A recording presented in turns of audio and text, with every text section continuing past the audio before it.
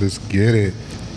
Hey, what it do with the businesses? It's your favorite Uncle Neek. We now troubleshooting. You're now tapping into Troubleshootin Reality. I'm sorry, I'm a little excited right now. I got some liquor in the system. You know what I'm saying? This is a very special one, man.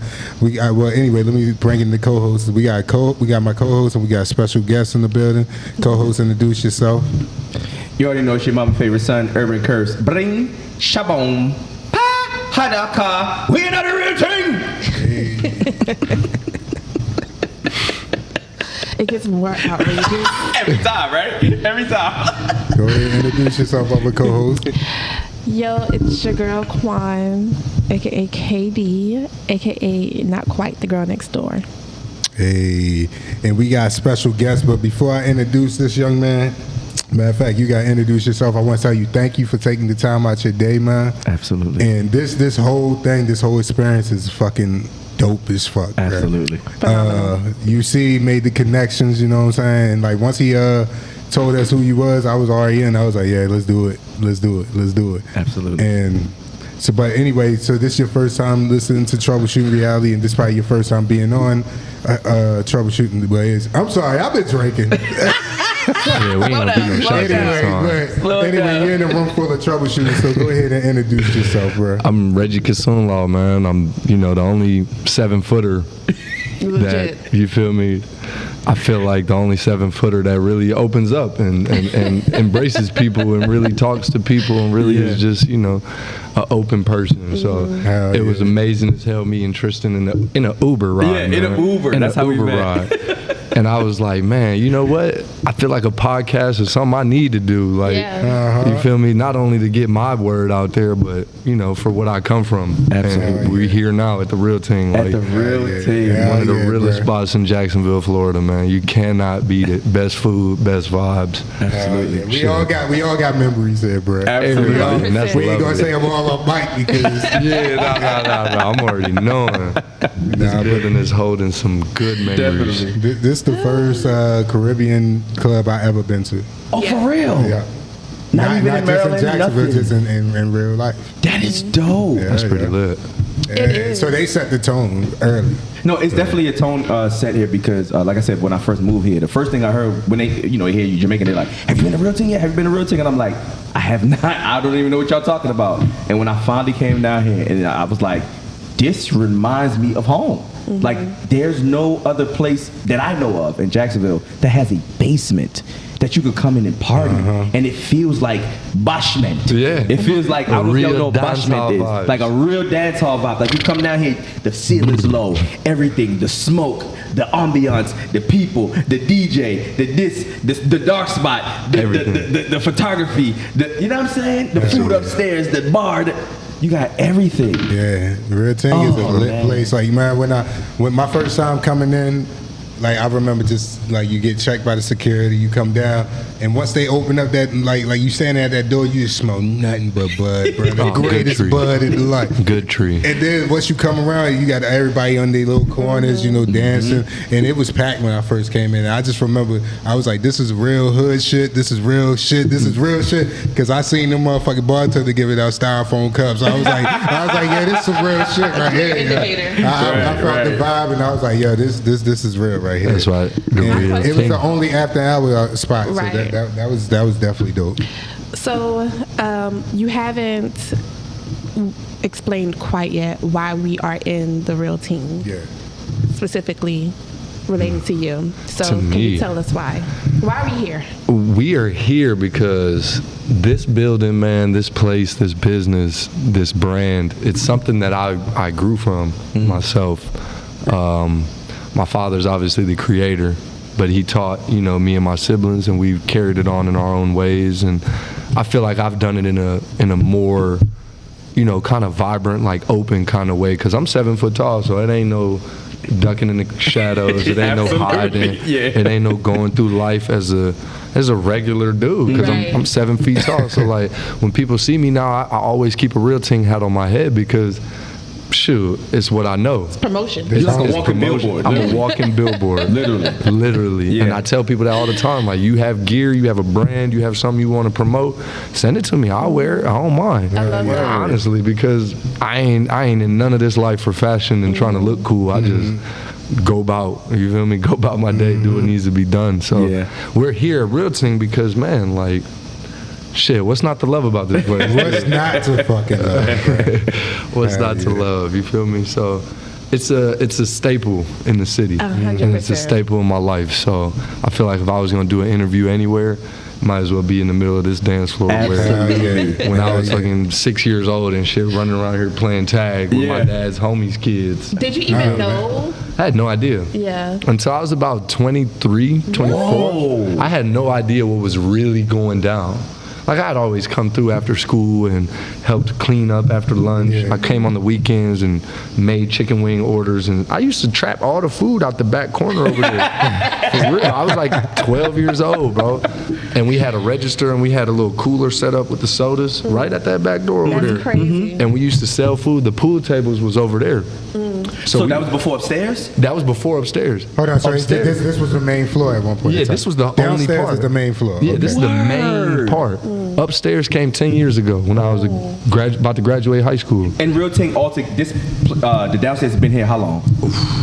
So we start on Monroe Street where the library is. Okay. And when they were starting the library construction, they said, we got a deal for you. Come over here. So Dad, has been here. I want to say we've been in this building like 22 years. Oh my God. How old am I? I'm 28. I want to say we've been in here about 23 years 20 in the same in this building. building. So how did it start off? Like, was it always supposed to be a dance floor here, or this was just a restaurant? I'm gonna be honest. The core of the building hasn't changed much. Okay. That's what I'm talking about. You see these VIP little couches on the side, those got built in when I was in high school. Okay. But it used to just be a little section, like a little fence around that. Okay. And then let's see, like these couches and stuff, my uncle was a upholsterer, so he, you feel me, came through and built Come all on, connection. you feel me, family Yeah. shit, you feel me? Built couches and built these sections. Over here, it used to be actually pretty wild where the pool table was at. I can imagine. When I was can a kid, imagine. right? When I was a kid, I could not actually go past the bathroom door. They cut you off. There's a back door over there by the kitchen. There's a door there and a door there.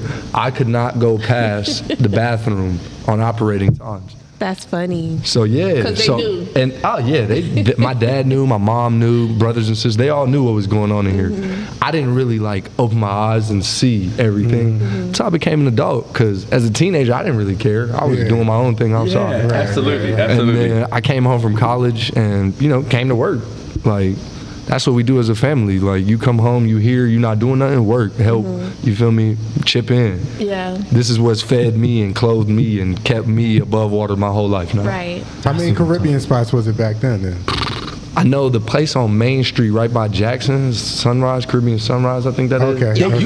They used to be a They've club? been there for a long, no, not a club. Okay, Just a food wise. restaurant. Oh, we talking clubs? I'm Yeah, just yeah, talking about clubs, yeah. Caribbean in general. Caribbean clubs? I'm actually not sure if, I know Jamrock, they have a dance floor and stuff over there off Lem Turner, I never. just past Edgewood.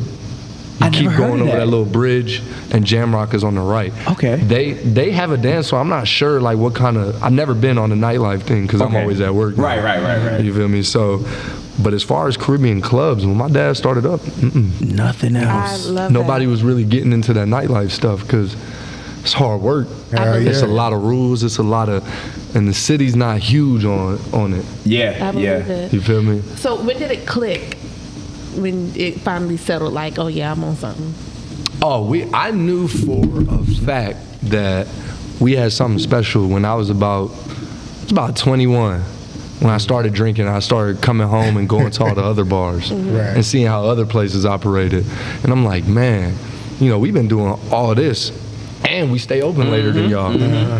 You feel me? All alcohol sales stopped, but like we got food. Right. We got vibes from a DJ. You're not getting a Caribbean DJ nowhere in the city. Absolutely not. Like that. You feel me? So it's changed over the years and it's, a roller coaster type of business, but like shit. It's It's 27 years now. Yes, Yeah, bro. that's So amazing. let's take it from the top real quick. So where are you from? Right here, Duval County, Jacksonville, County. Florida. You know where JU is at over Yeah, in yeah, yeah. Yeah, Arlington? yeah, yeah, yeah. That's me right there. Okay, I'm so from you right grew in up that in Arlington area. Arlington area. Yeah, that's your, I that's grew your, up that's in your. on Monument Road. You in the So it was East Arlington where the rich Yeah. kids. Look at y'all. Now we got it. Now we know. Now we know. Call it the rich side. Yeah, East Arlington about Monument. Yeah, that's cool. Like Monument. Yeah. But you feel me? I'm over on Accessory and Merrill. You feel Okay. Oh me? yeah, that's where Okay. that was You feel one of me? my You close to apartments right there. Justina. I respect that. Okay, now with Justina, that's right around the corner. Stardust and all You feel that. me? Nardo Yeah. Wick and them is from over there. Yeah. I'm right around the corner. Yeah. But see, I was on that side a lot because my auntie and them stayed over there. So Because I it was the a little cooler bit on both side. sides. You know, it was. I had the best fun. Word. I'm telling you, because Hell we used to yeah. be playing out in the street, like 100%. all that. Yeah. All that. So yeah, Jacksonville, Florida, man. Born and raised. I stayed here 18 years straight. Really, graduated high school, went to Northwestern State in Louisiana, stayed there for 3 years. Transferred to Marion Let's go back. University. Let's go back though. You going Go fast? back. You going fast? You You going going fast. fast? We Because gotta I'm get your skipping life, the bro. Let me ask you this. What Let me high ask school you. was it? Real quick? Oh, Raines High School, William Marion Raines. Listen, can I go? We're gonna go up the range. What year you graduated? Oh, you went to Reigns as well? Yeah. I didn't know that. Is that the one that you said the girls were gonna jump you at? Kenny Bynum. Yeah. That's the dude's name. Yes, that went that's to my Tennessee. brother. Kenny Bynum is your brother. That's my brother. I used to be best friends with the girl he dated in high school. That's How small that is. Yo, and I'm thinking the whole time, I'm thinking it's Stallings because they were teammates. It was Kenny Bynum, Maxie was another player on that year's team. Who else? Sam Smiley was on that team. Yeah. That's my brother. What? I ain't seen Bynum in years. He comes because he lives in Atlanta, but we'll That's talk off good. mic about That's that. good. But yeah. That's good. Y'all might have to Oh, so FaceTime. your brother was nice. He was Bro, nice. the coldest linebacker I've seen in high school. That's Oh, he what was I'm a talking linebacker about. too? Linebacker, bro, linebacker. going crazy. My freshman year, bro, our football team should have won state. Yeah. I'm not exactly sure what happened because I wasn't on the team, but the amount of players we had at each spot, even on special teams, we had Freeman Dozier was his name. Dude ran a 4.3 40 Jeez. and would run back kicks like it was nothing. We had a stick. What it is? What is it? Because I seen a post earlier about Reigns being having of the most Fame. Hall of Fames. What is it about Reigns that produces such great talent? Hold It's in on. the First of hood. all, is Reigns like a predominantly black school? All Yes, black. yes, it's in the hood. It's in the in the middle. hood. You ever been to Reigns before? Smack No. middle. I Right seen in the it, hood. but I haven't like. They say that's the hood, but I'm gonna be honest with you, bro. I done walked around that area and went to friends' houses and stuff.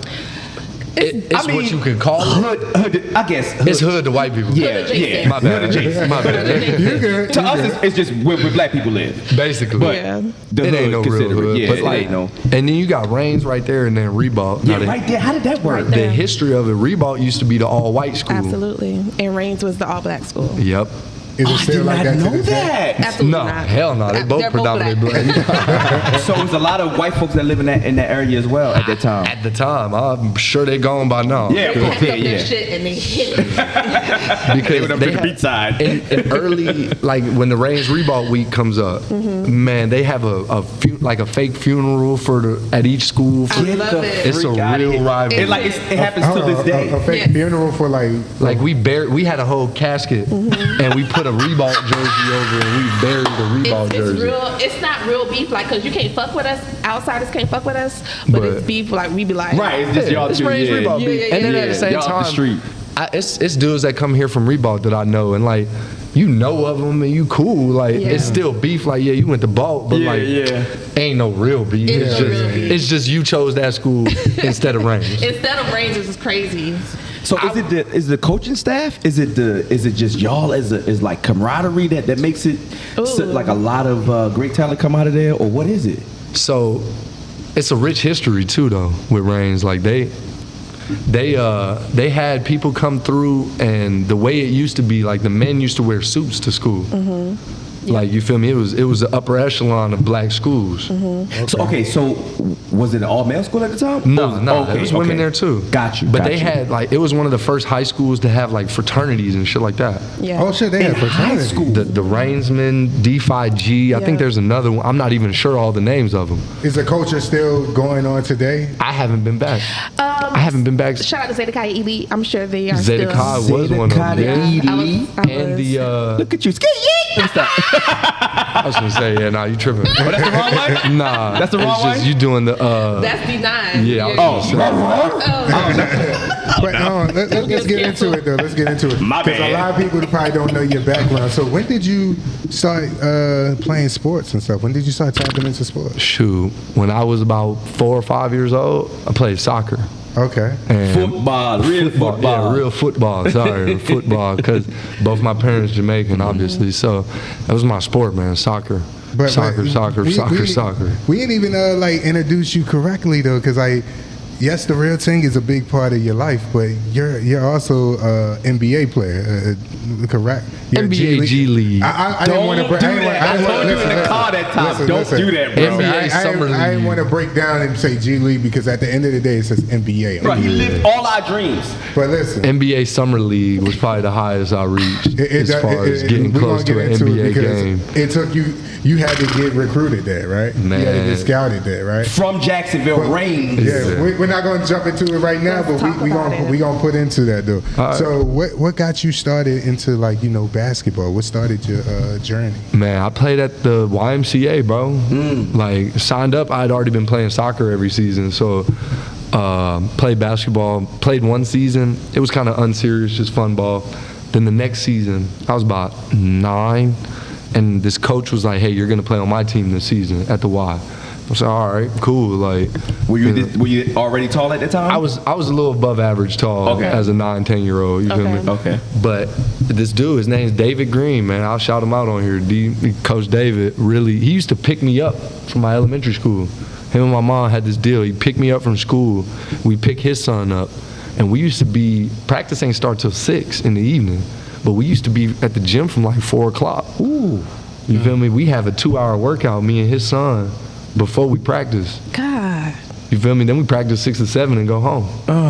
And, he treated me like one of his own sons. And when I say he showed me, you feel me, elbow in, hand behind the ball, you feel me, shoot, dribble with your fingertips, all of that as a little kid. He showed me some real pro drills. Some of the drills I do today, I did when I was 10 years old. It's the same stuff. Is that when you fell in love with it? I'm going to be honest, nah. I didn't fall in love with it till I knew I needed to. And when did you need to? I fell in love with it when I was a senior in college. Hold on. So hold on. So did you get recruited to college first? Yeah, football? yeah, Hold on. bro. So when you was in high school, did you know you were good? Nah, 9th grade year, I was 6'2". I played shooting guard, and I could shoot the 3 a little bit, but I couldn't dribble that well. I wasn't athletic. And one of the assistant coaches, Coach Willis, man, looked at me and said, "Yo, next year you're gonna be a sophomore. You're gonna play JV." Like, you know how sorry that looks as a sophomore on JV. You gotta be on varsity. Yeah. If you're a good player, you play varsity. So you need to, work out with me. Do some workouts with me. It'll get you. My bad. It'll get you better. You good. So, yeah, that's great. So every day after school, man, he used to come through and he brought me a pair of boots, some Timbs. And you worked out in... So here's the best part, bro. So he said, bring a sweatsuit. I am in a full sweatsuit, pants, hoodie, with Timbs on. And Rains High School has a pool in the front. Okay. So during the springtime, school gets out. Sometimes the swim team will practice to about 5, and we used to get out there at 5:01 when they leaving. And I used to hop in this pool with Tim's and sweatsuit on. What is that? And I'm running. If you know the resistance of water, The resistance of water. and on that- top of he that, was building Tim's that lower and a body for you. sweatsuit, Bro. He was he definitely was getting that lower body building. right. Like, Bro. if you see Roy Jones in the water, that's how Roy Jones is so fast. Because he boxed in the water. And that And- resistance, and you just... and By the so, time, I'm telling you, so 9th grade, that off season in 9th grade, man. How running often did he have you doing that? like 3-4 times a week. I'm getting out of school. I'm not leaving the school.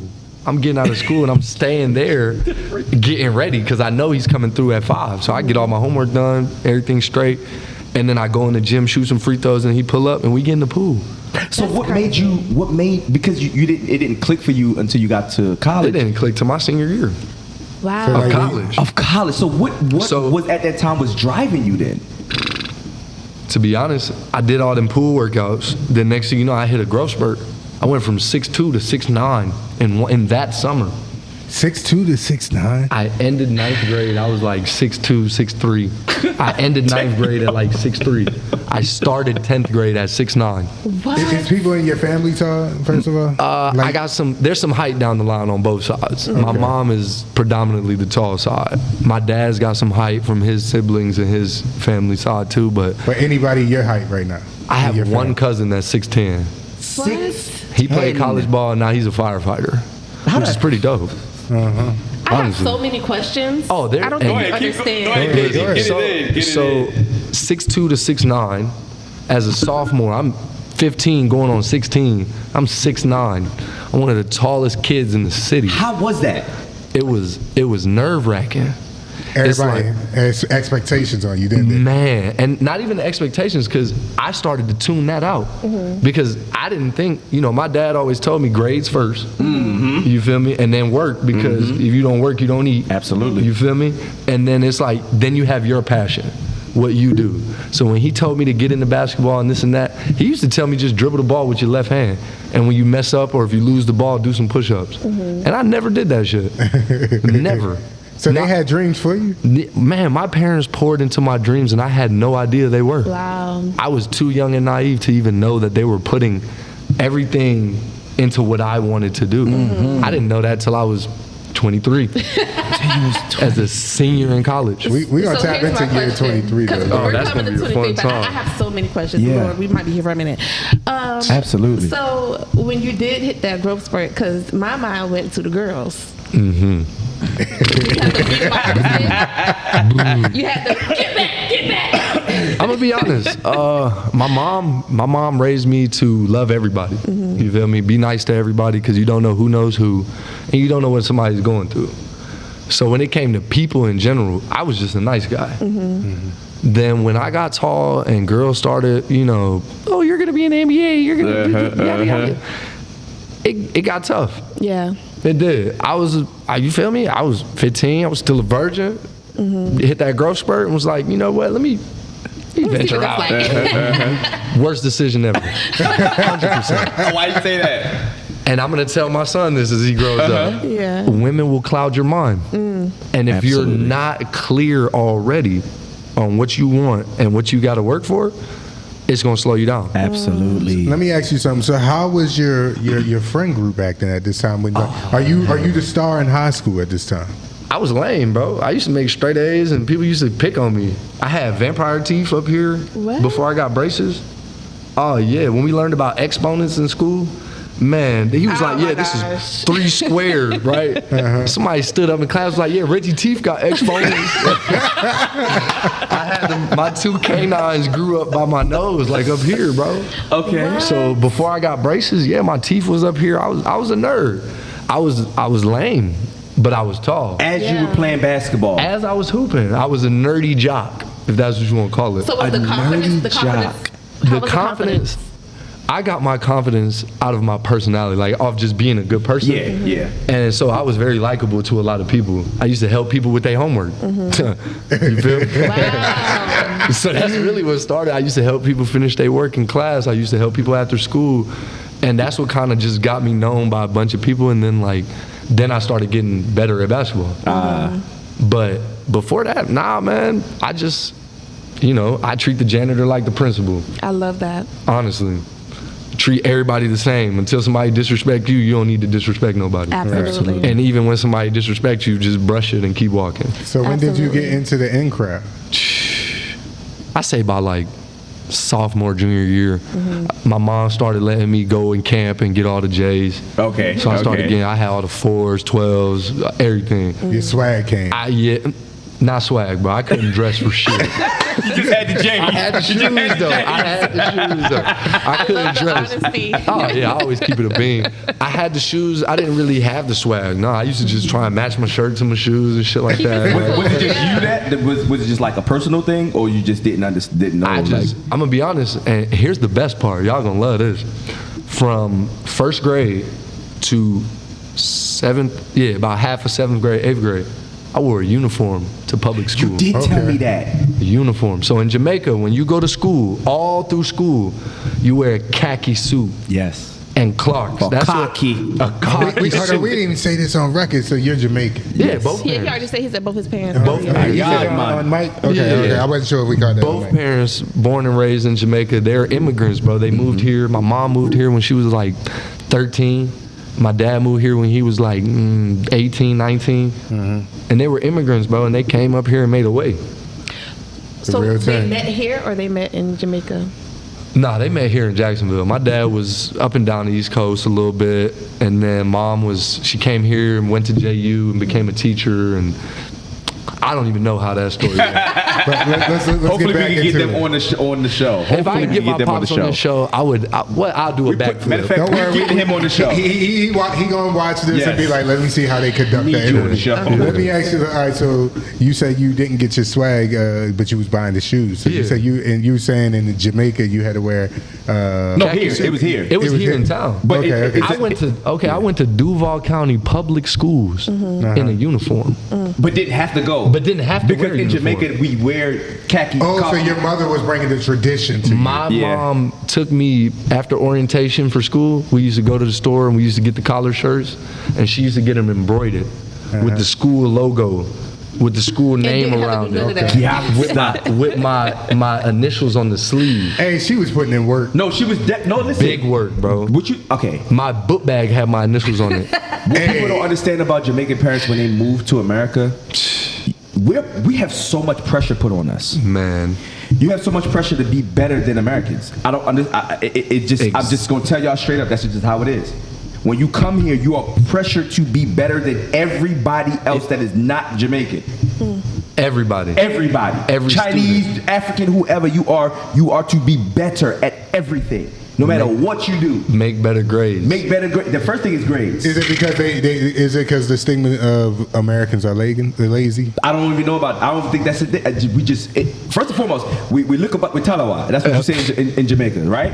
So that means. Yeah, we might be a small country, but we think we're the biggest shit in the world. First and foremost, look how small Jamaica is. Jamaica is this compared to the table, and the world is this whole room. And Jamaica is one of the biggest cultures. Jamaican people are Absolutely. In the think about world. that. In the world. Jamaican culture, like In the African world. culture. This little You gotta small little respect it. country. Hold on. I mean, little small little island. Correct me if I'm wrong.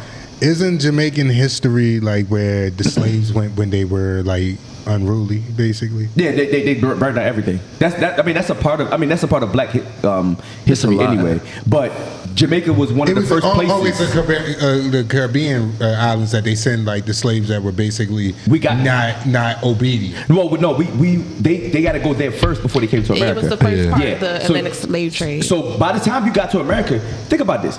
You from Africa to Blase, and then you go to Jamaica.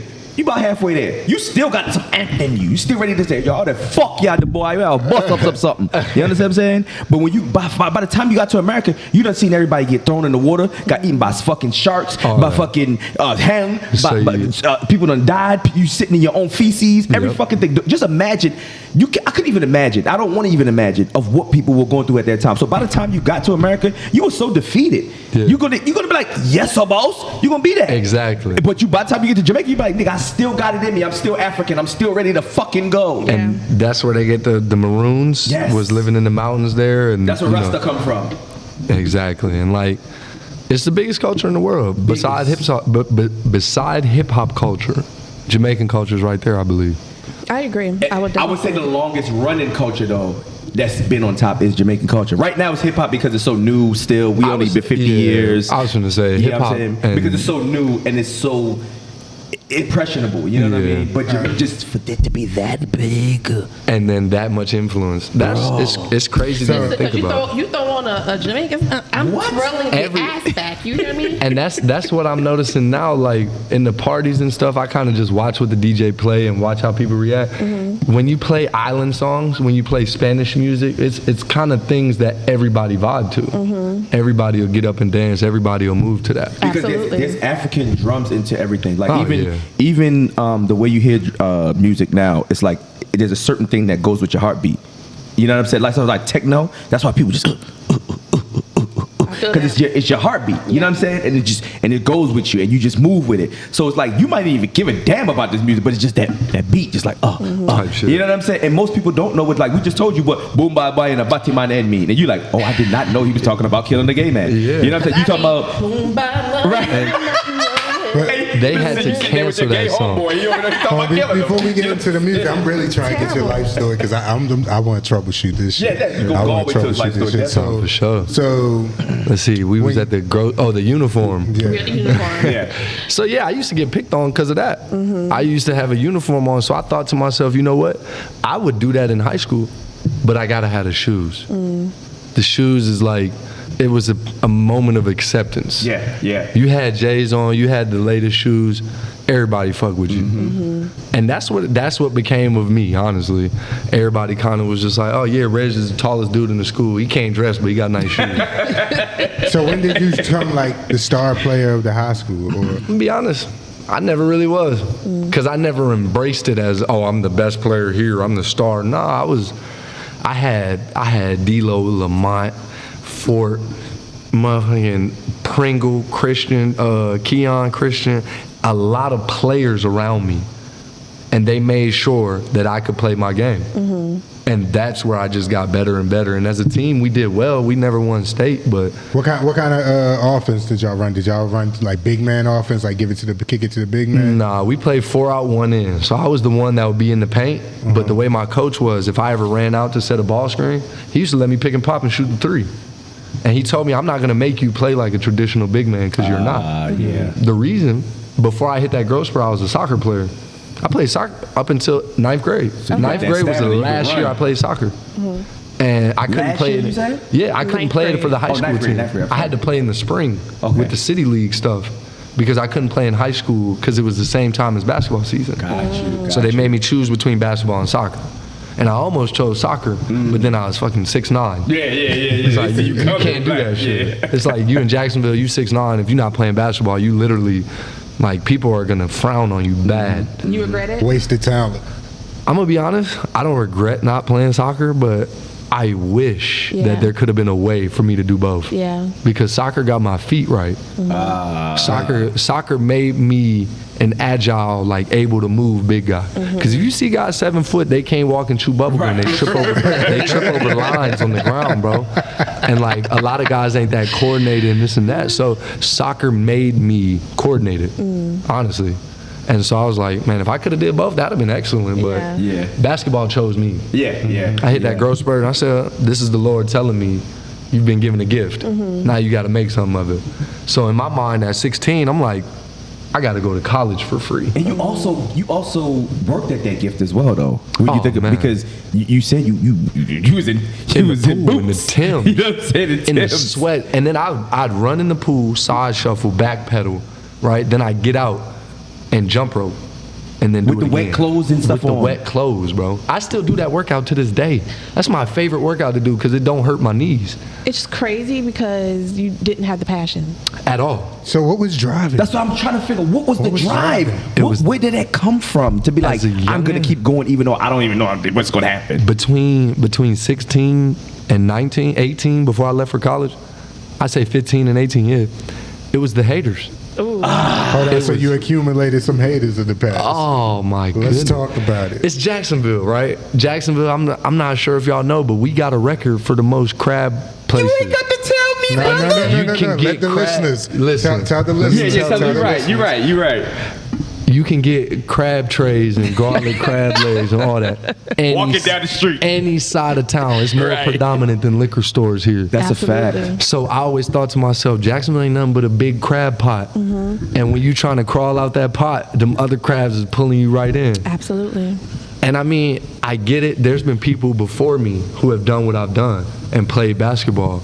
They probably done it differently, which is cool, but they did it their way. They did it society's way, or they did it, you know. I can truthfully say that from 15 years old to now, I played ball, worked out, and trained and everything in my own way. Where I stayed with the systems of teams I was with during the season, but in the off season, when I'm in Jacksonville, I do things my way. And a lot of people from, even when I was young, they hated that I was 6'9" and I was out on the perimeter shooting threes. They're like, why you not posting up, man? Why you not in the paint? You know, you're not tough. They called me soft. I had grown ass men would stand on the baseline of our games or talk to me after games and suggest to me to do some push-ups and stop being a soft, like weak little bitch. Wow. What was that as they were saying that? How were you taking that? I took it as, all right, thank you for your advice. You feel me? That's what you think. You're entitled to your opinion, and I appreciate you sharing that with me, but I'm going to play my game. Did you ever express that to them, or did you just think that? I just said, yes, sir. Yes, sir. Yes, sir. So I did understand. your Yes, mind sir. ever get clouded? I'm going to be honest, not really. I always said, from when I hit that growth spurt, I said, I have to go to college for free. There's no reason I'd be 6'10", because I grew again. After 6'9", I got to 6'10" before I graduated. Wow. Bro, I'm 6'10" at graduation, 6'11". That's what my dad would say, because like clothes, shoes, eating like a horse. Yes. Man. So that growth spurt changed me. But like, I always said, I'm going to go to college for free. Absolutely. That was the only part in my mind as a jit. And I always said I was going to go D1 just because I was so tired. I ended up going to a fucking weak-ass mid-major D1. So when you say you always going to go, were you just saying that, or did you know that? So you were manifesting. Yeah. shit. I was manifesting. I was saying it like I knew I could. Got you. In reality, though, I still wasn't that good at basketball. So your grades had no. Oh, no, my did you end grades- up getting a full ride? Bro, I got recruited by Yale because of my grades. Wow. I had a 3.9 GPA leaving Reigns. I was number 5 in the class because I was lazy. Exactly. If I would have just not been so lazy, I'd have been number 1. I'd have been valedictorian on stage during graduation. and Were all you that. passionate about school? No. I did it because if I didn't make good Yeah, grades, you get fuck up. hard head make a soft ass. That's not no Yo, understand. American black saying, No. bro. That came from Jamaica. Yeah. All who can't hear must feel. Yes. I'd make a So sob. when my parents said you need to make good grades, if I didn't, it was, you feel me, you're grounded. It was you getting a whooping. It was what it was. Yeah. Yeah, schooling in Jamaica is the main number one thing. You can't. The first thing they say is, "You have all your subjects, or you not have your subject, you are dunce." And then they said, "You're workless." If even you gotta have a great education and a great job. And it don't mean like the greatest job, like you gotta be fucking Donald Trump or some shit. No. But just you have to have some job. sort of income or something. You got to be a hustler, something. You can't just be sitting around and doing nothing. That's why you always see me busting my ass, bro. Doing Like something. my life goes around my parents. Even though my father's passed, God rest his soul, like I still like live for my parents. Yep. I don't know. It's just something that you do. It's like you want to be proud. You want to make them proud, even when they're not here. Yeah. When they not watching, like I'm gonna be honest. When I was in college playing ball in Louisiana, I go to the gym and shoot by myself. And like I, you know, people would say this is crazy, but like there's times where I felt like I could hear my dad telling me, like I still not hear it to crazy this at day. all. that's what I'm saying. So like that's what it was. That's what drove me after I left Jacksonville. Okay. It was what my parents taught me. So I did a lot of wild stuff in college, but I still kept that grounding of where I came from. Yeah, Because yeah. you're still a kid, you know, learning Yeah. yourself. Oh, man. So 23. Tell me, what was it that clicked? Senior year. It was, I did 5 years in school. I injured my knee my first year. So I got that year back. So I did 5 years of college. What's college this is again? Northwestern State in Louisiana and Marion University in Indianapolis. Okay. Which one did you graduate from? I didn't graduate. Okay. That's what made me start saying, I got to play ball. I got to get really like good at this. I got to get better. And yeah, it was my senior year, fall semester before the season started. I went to go schedule my classes for the spring. And I was like, just put whatever I need to graduate. My advisor laughed, and was like, graduate. He was like, I mean, you'll have to do this semester, then the summer, and then another fall semester. Damn. He was like, Reggie, and looking at your transcripts, you skipped a lot of class, man. You didn't looking at your grades, you didn't take school serious enough. Because I had my freedom then, man. Yeah. So you was away from mom and dad. I was away from that. And as a little broke out. kid, at elementary school, my mom, and even through high school, my mom used to pay me for my grades. An A was like, in elementary school, an A was $10, and a B was $5, and a C was $0, and a D was -10.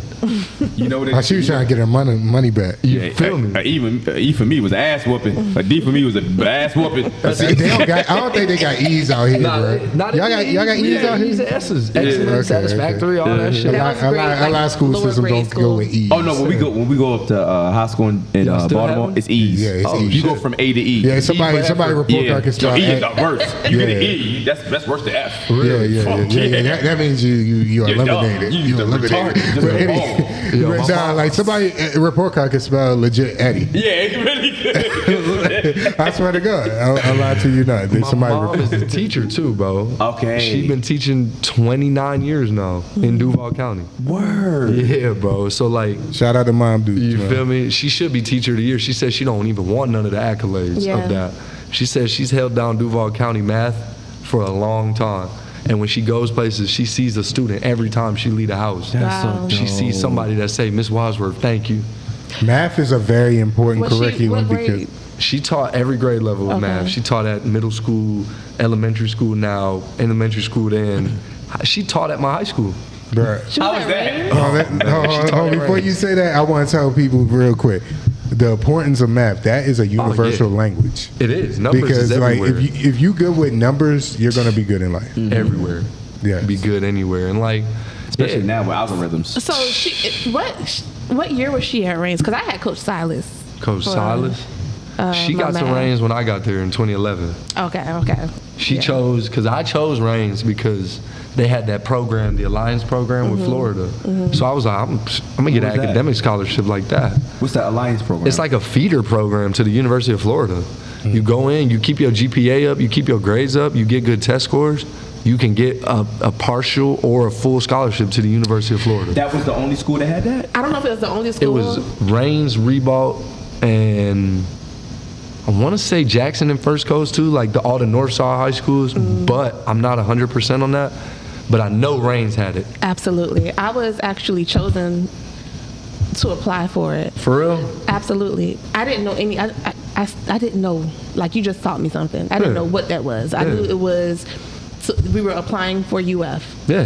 I didn't know anything else, and I was terrified because I was looking at like list this, put this. What are your? And I'm like, it intimidated me. It scared the fuck out of me. And it was a group of us, and that group went to UF, and I was like, damn. You That shoulda could have went been with me, them. but Yeah. No, it happened to I me went to too. fam, Yeah. so I Hey, love it. go Rattlers, okay. You know what I'm saying? I loved every bit of it, so I don't regret it at all. And man, I did the application. I had the scholarship and didn't take it because I wanted a basketball scholarship. Another dumb decision because like damn. So you regret that? A little bit, and I wouldn't say I have no like real regrets. Yeah. I would say if I'd have went to Florida on the academic scholarship, I probably would have tried to walk on the basketball team. I was 6'10". Should I? Absolutely. You feel me? Might as well try. They want to snatch you up. They probably would have. They probably could have got me in as a walk on and really like molded me as a player at Florida, which has all the resources in the world. Could have been in the league then. Who knows, man? I will say I hate. Sorry to UF fans. I no. cannot stand Don't do it. a Don't do UF it. fan. Don't do it. I That's hated. I still fuck with Florida. I couldn't stand when UT and UF played each other. Those were some of the worst fans. Oh yeah, they dirty. It got bad like that? It's Florida they though. You got still got to kicked remember, out. Florida You hear was me? Florida was a part of the Confederacy. You still got to remember what That's true. what people is growing up here. That is very true. The grown So how folks. was that playing ball? Oh, I'm gonna be Dealing with honest. stuff like that. Let's see, who had it the worst? No, I think I came up in the right era to where I didn't have to deal with no like real racism. And let's really talk about it. Oh, so at Reigns, 9th grade year, I'm a golfer. I may not know that at all, but I play golf. Okay. And when I got to Reigns, I talked to the principal. I said, hey, I'm noticing there's no golf team. Nobody's talking about golf team practice and stuff. I'd like to have a golf team because I can play golf. He said, we're going to reinstate it. He went to the county, got it reinstated just for me. 9th grade year, I was the only person What? Rains That's High so School dope. had one person on the golf team in 2011, 2012, and that was me. dope. Swear to God. Is it still, you know, if it's And still active? they didn't count my scores like for regional and for state tournament and all that. They didn't count them because we had to get reinstated for a year, which was cool. I understand the rules and stuff, but I was playing pretty damn good. Yeah. And then the next year they were like, you need to have more players on the team. You need at least 3 other guys with you. Man, I went and talked to my best friend Brandon. I'm like, look, bro, I'll teach you how to swing the club, bro. Like, it's literally gonna be a way to get out of class early on certain days. We get to skip a whole day of school for the matches sometimes. Yeah. And so I used to tell him, like, yo, come on, bro. And then I got another dude named Dale and another dude named Ontario. And they came out and I taught them boys how to play golf. Our coach was the reading teacher. He had never played golf. That's funny. He had never played in his life. He went to Top Golf and like stuff like that, like for fun, but like he wasn't no golfer. You feel me? All these other schools, we playing against Mandarin, Stanton. Yeah. All the These are schools. big name golfer schools. Mandarin had a killer. It's predominantly white. Right. You have more golfers Right, at a right. predominantly white school. You're gonna find more Naturally. people that play golf. Man, boy, we went to these tournaments and we pulling up. We had matching cargos, matching polos, and you feel me? Our clubs was a little bit older than other guys' clubs, but that's when I knew. I was like, okay, we're gonna see something here. Like something's gonna come of this. We went to a tournament. It used to be called Mill Cove over off Monument. It's called Blue Sky now. Yes. You know that golf course right by the Yes. airport over off Monument. Okay, I know Craig what you're talking Industrial about. Yeah, Airport. It's yeah, right yeah, over yeah, there. yeah. We had a tournament there one day, and we pulled up, and I didn't see a lot of cars in the parking lot. I said, well, what's going on?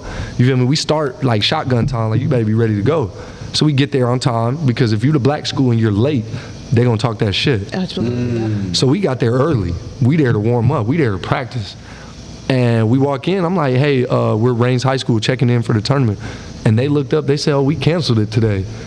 I said, well, what's wrong? Where's Terry Parker High School at? We supposed to play against them. This is their home course. Today is, this match.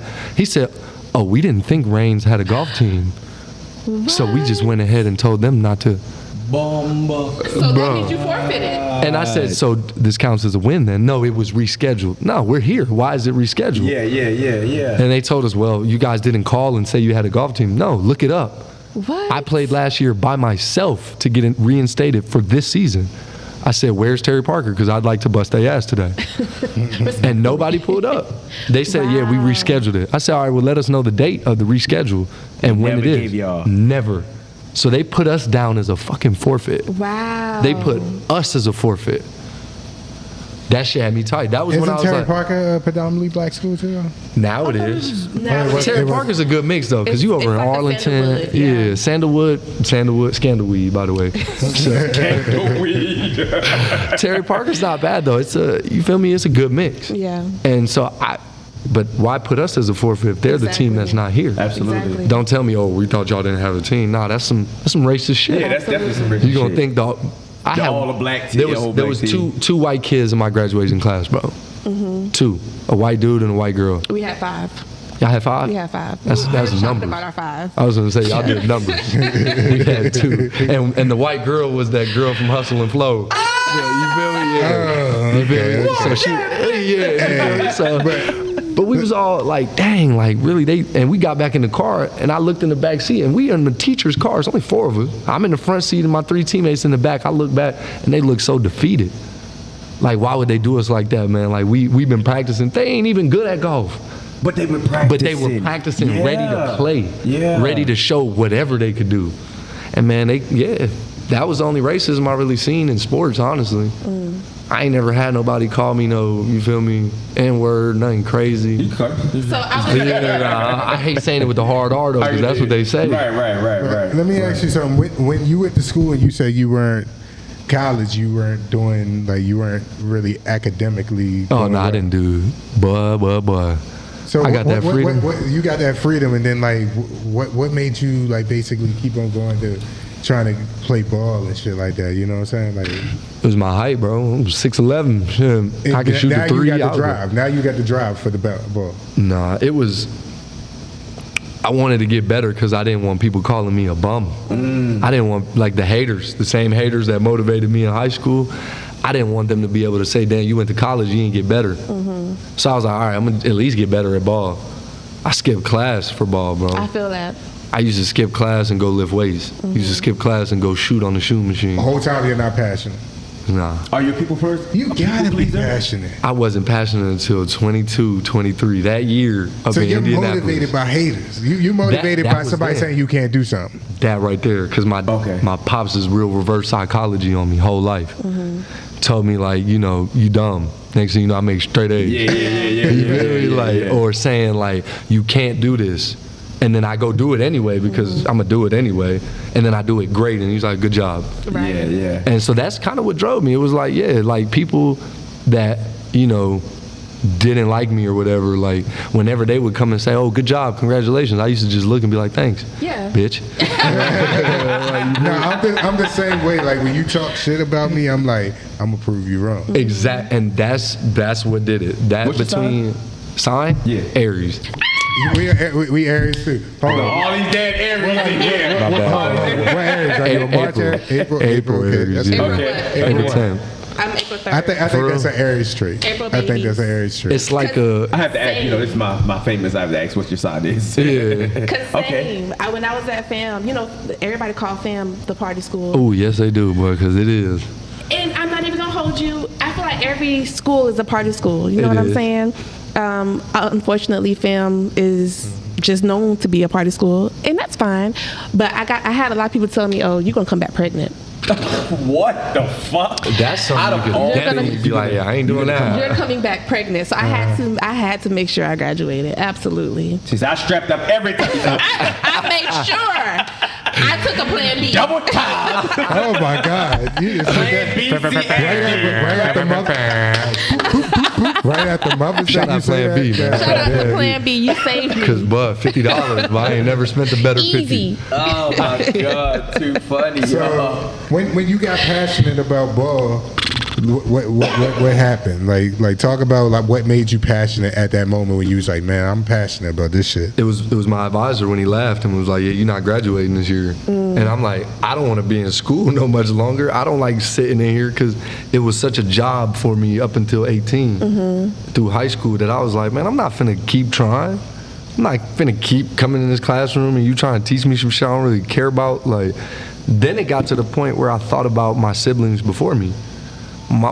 Two of my three sisters graduated college, like in 2.5, 3 years or whatnot. Like they went quick, did what they had to do. Yeah. I mean, they don't really. I mean, they use their degrees, but not like, you know. So when I got to college, I said I'm not about to pick a major and do all these classes for this, and the next thing you know, I graduate and work at the bank or something like that. So I'm like, I changed my major 6 times.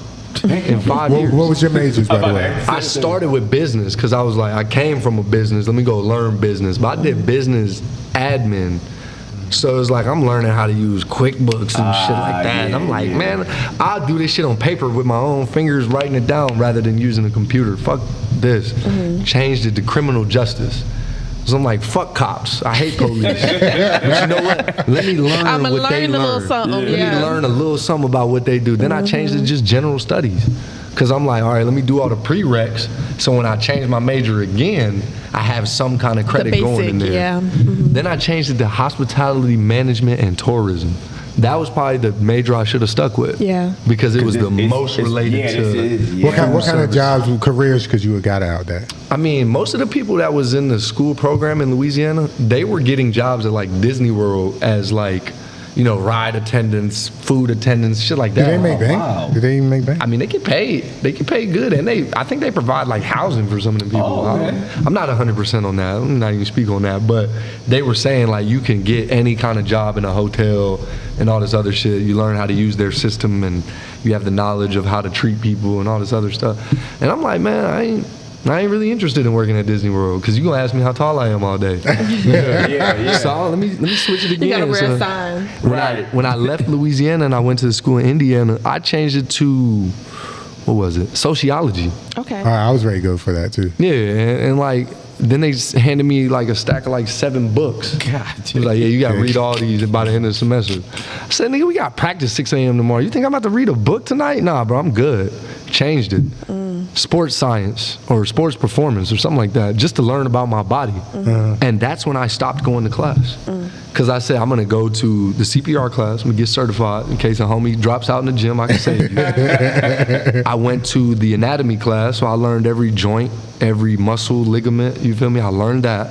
And I learned, you know, when it's hurting, what's hurting, and how it should move. And that was it.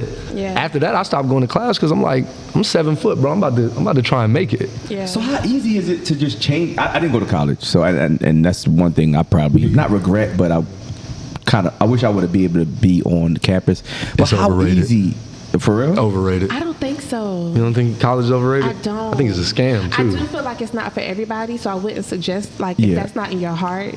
I would have went for just networking. Yes. Because it's a lot of people that I've met, they'd be like, yeah, I know this guy from college. Yeah, that's my guy from college. I'm going to get him a job. And they're like, you don't know shit. You would probably join the fraternity or something. Networking. Like, you would probably I don't think I would have joined a fraternity. That's perfect networking. You- I would have tried it. I would have tried it. Yeah.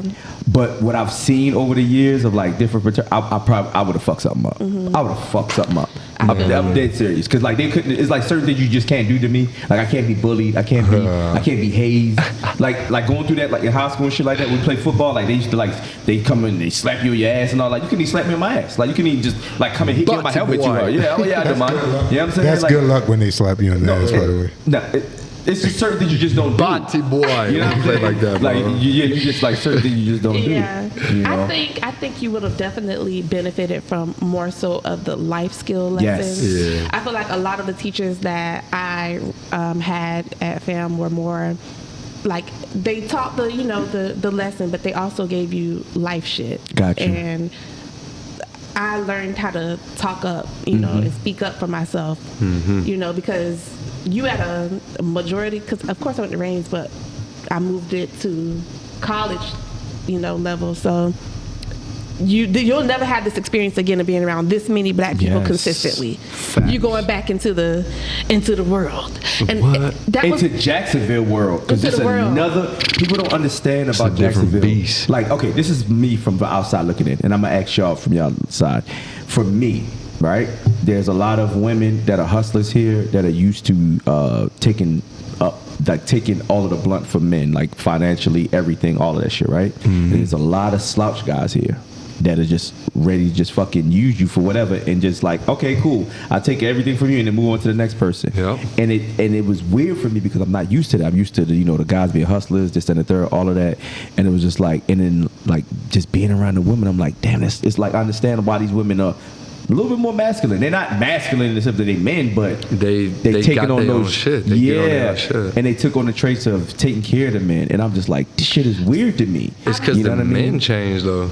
Was that always a thing, or has it turned out that way? Like I'm gonna let you give your perspective. my only sight on it is, growing up, I seen the change in people, expecting a lot of things from men as far as providing everything and this and that. But then seeing how the police do black men, you feel me, going to jail, getting killed, and then how society does the black man, where you're getting, stereotyped and this and that. So it's like me being light skinned, people think I'm half white. So it's like I thought expectations on the man changed. So the women fell in line and was like, I shouldn't need a man. I got to do what I got to do anyway, because I'm still a human living this life.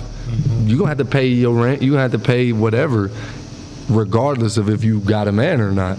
So I feel like the women started changing when I was in high school, college. I started seeing a lot of girls in the city like start getting jobs, getting their own apartments. Like I know girls from the city that never left. And all they do is work and take care of their families now. And I'm like, kudos to you.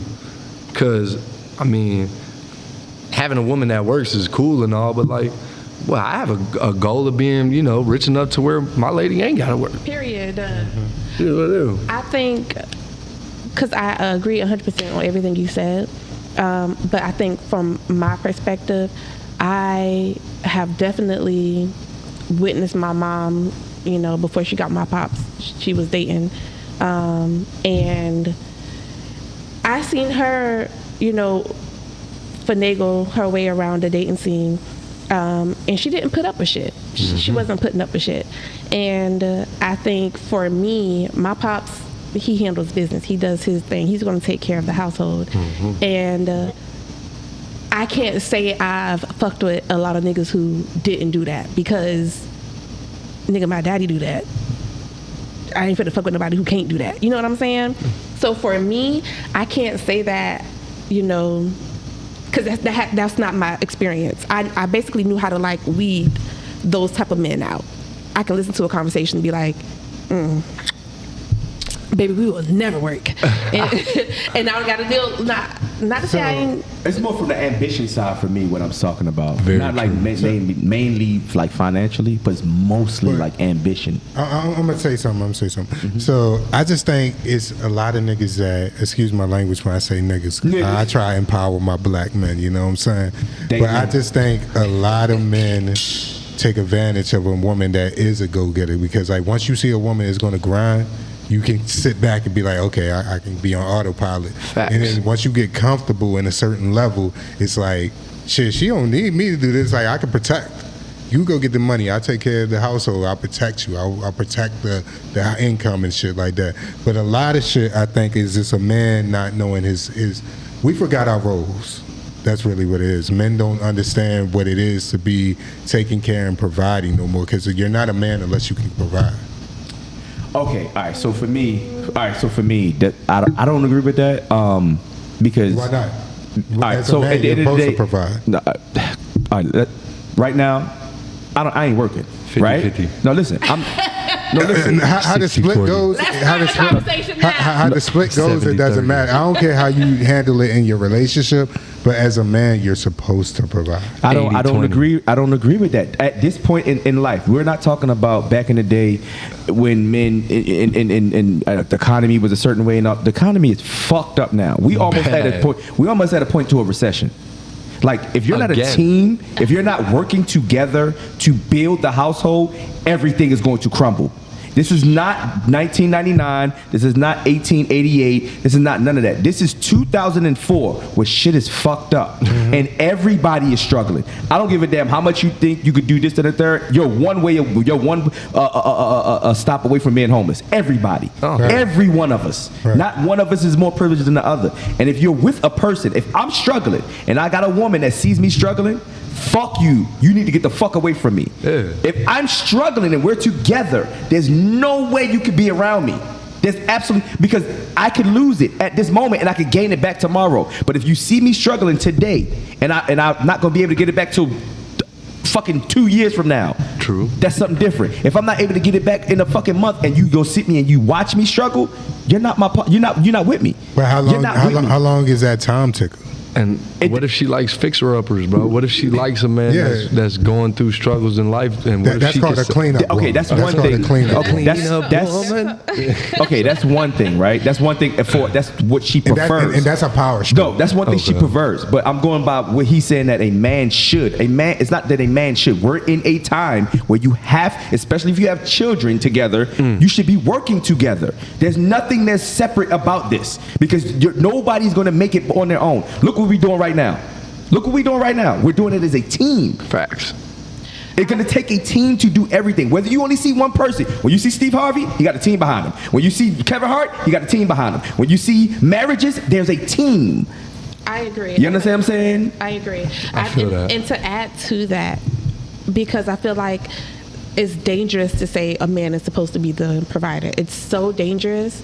And that's why we lead to men just being financially there and not there in any other aspect. Emotional, because, all that. Exactly. Because, Okay, like, okay, I get where y'all going with it. Hold on, I'm gonna let you finish. I did my part. You know, you ain't have to. You got a roof over your head. Okay. Like, yeah, nigga, but 'Cause where I've been the there. fuck was you at when Right. I was, needing my daddy to come and comfort me? I needed my daddy to come give me some fucking advice about these niggas out here because I'm struggling. Where the fuck was you at? I mean, okay, so when I say a man is supposed to provide, it means he's supposed to protect and provide. So when you are a man, if you have no value, then what are you doing for real? If you have no value doesn't always provide in financially. Value provides in knowledge and still in protecting and stuff like that. These are valuable things. So Agreed. a man is always supposed to have value and provide value. Agreed. When we start talking about financially, that doesn't really that's what's going on in your household. What do you contribute?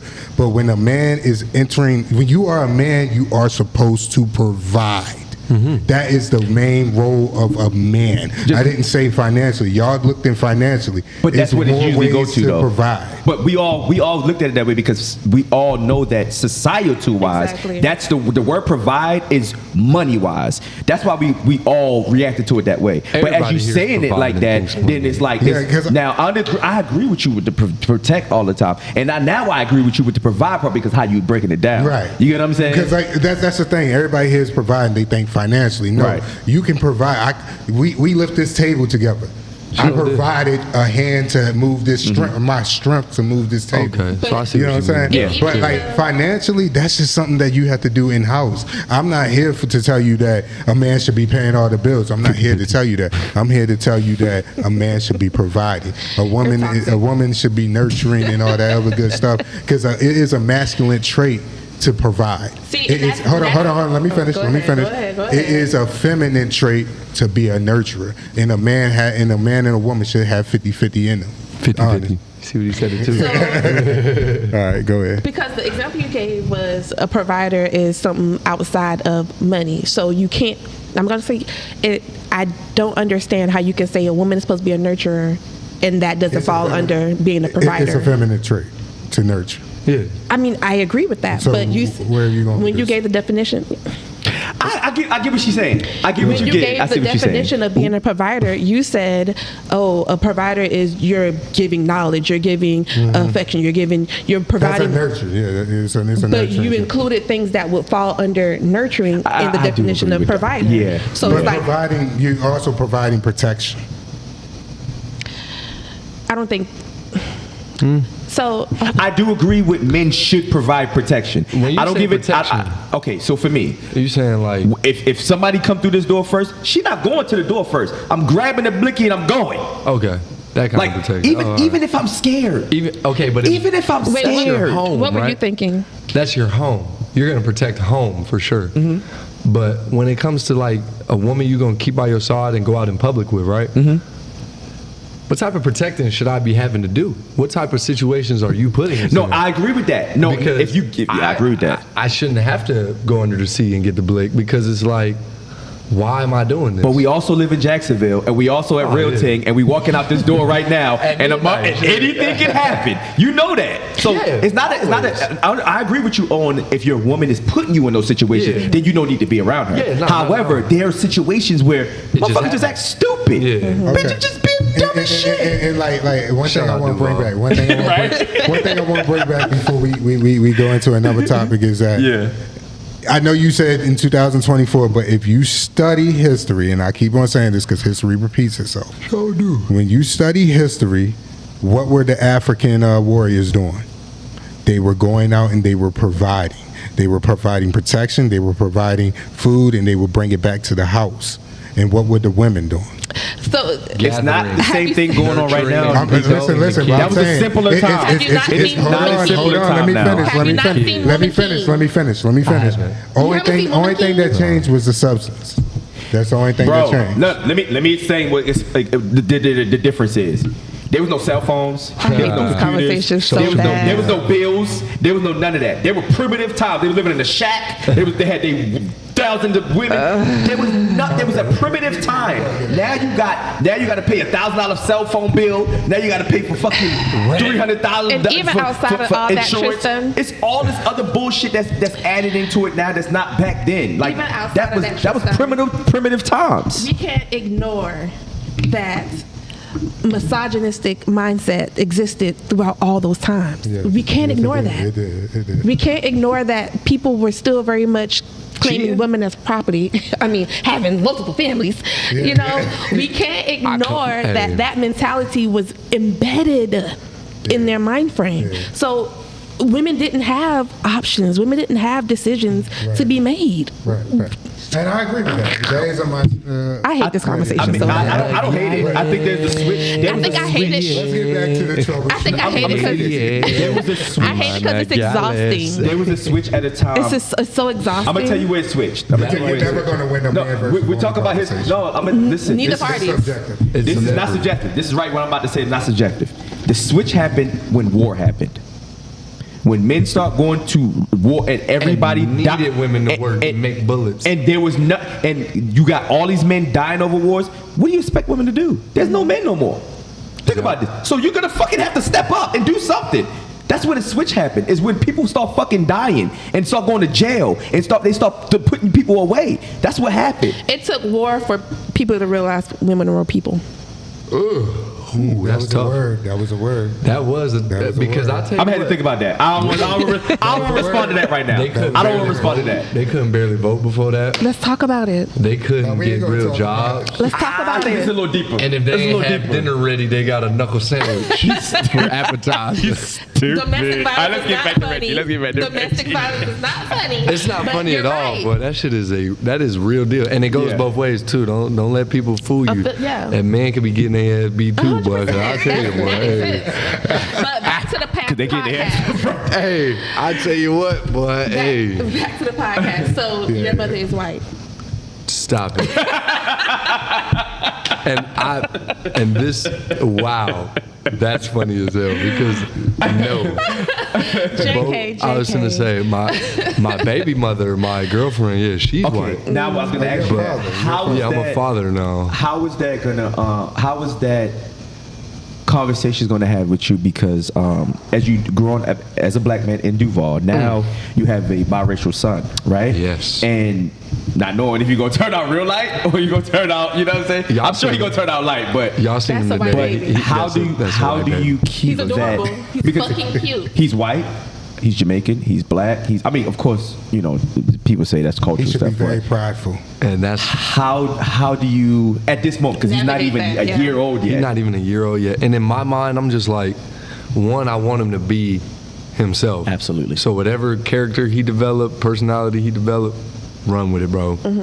As long as it ain't no Bati Boy thing, but we'll talk about that another time. But it's like, I'm not gonna teach him the word nigga, obviously, because gonna ask your that. mother's white, bro. Like, you don't even need to be saying that. Your mom's white. You're half You know white. it's going to be taught to him because he goes to school. Yeah, and that's another thing. I don't plan on putting him in school till he by 10, 11. Oh, you I plan love the on homeschool because I want to keep playing ball too. And I'm gonna probably go overseas and stuff. So keep him with me, teach him at the crib sounds We're gonna put a way pin in that, cooler. too. We're gonna put a pin in that. He gonna be on TikTok. My dad is. I can say niggas. My dad is. Yeah, there's actually a dude that played for the Knicks right now, Hartenstein. His dad is my color for sure, light skin, but he's half German, half black. Then his mom is white. And he played for the Knicks now, and he did an interview where he said he's black. And if you look at him, he looks like my son. He looks like a white guy. Let me ask you a question though. As a father, what's your fears for him growing up being biracial and knowing that you are lighter toned and you are a Jamaican man and you can already see where the world is kind of going? Because we're in the time right now. Let's make this a current event.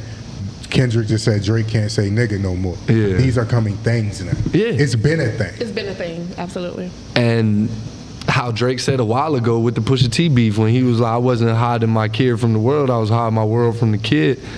And I felt that after I looked into my son's face and was like, damn, he's really coming up around some bullshit. Yeah. He's growing up in an era of social media and being accepted and being soft. being cool and I'm thinking to myself, like, when I was, in high school, when I was a teenager, I never cared about other people's acceptance. It motivated me for basketball, but it was never like socially. When I used to go to parties, I had my little friend group and they could all fit in my little car with me. And that was it. I go to parties, I say hey to people, mingle, whatever, but I never felt like I needed somebody else to tell me that I was cool. Right. And Chance the Rapper dropped that little project with Donnie Trumpet.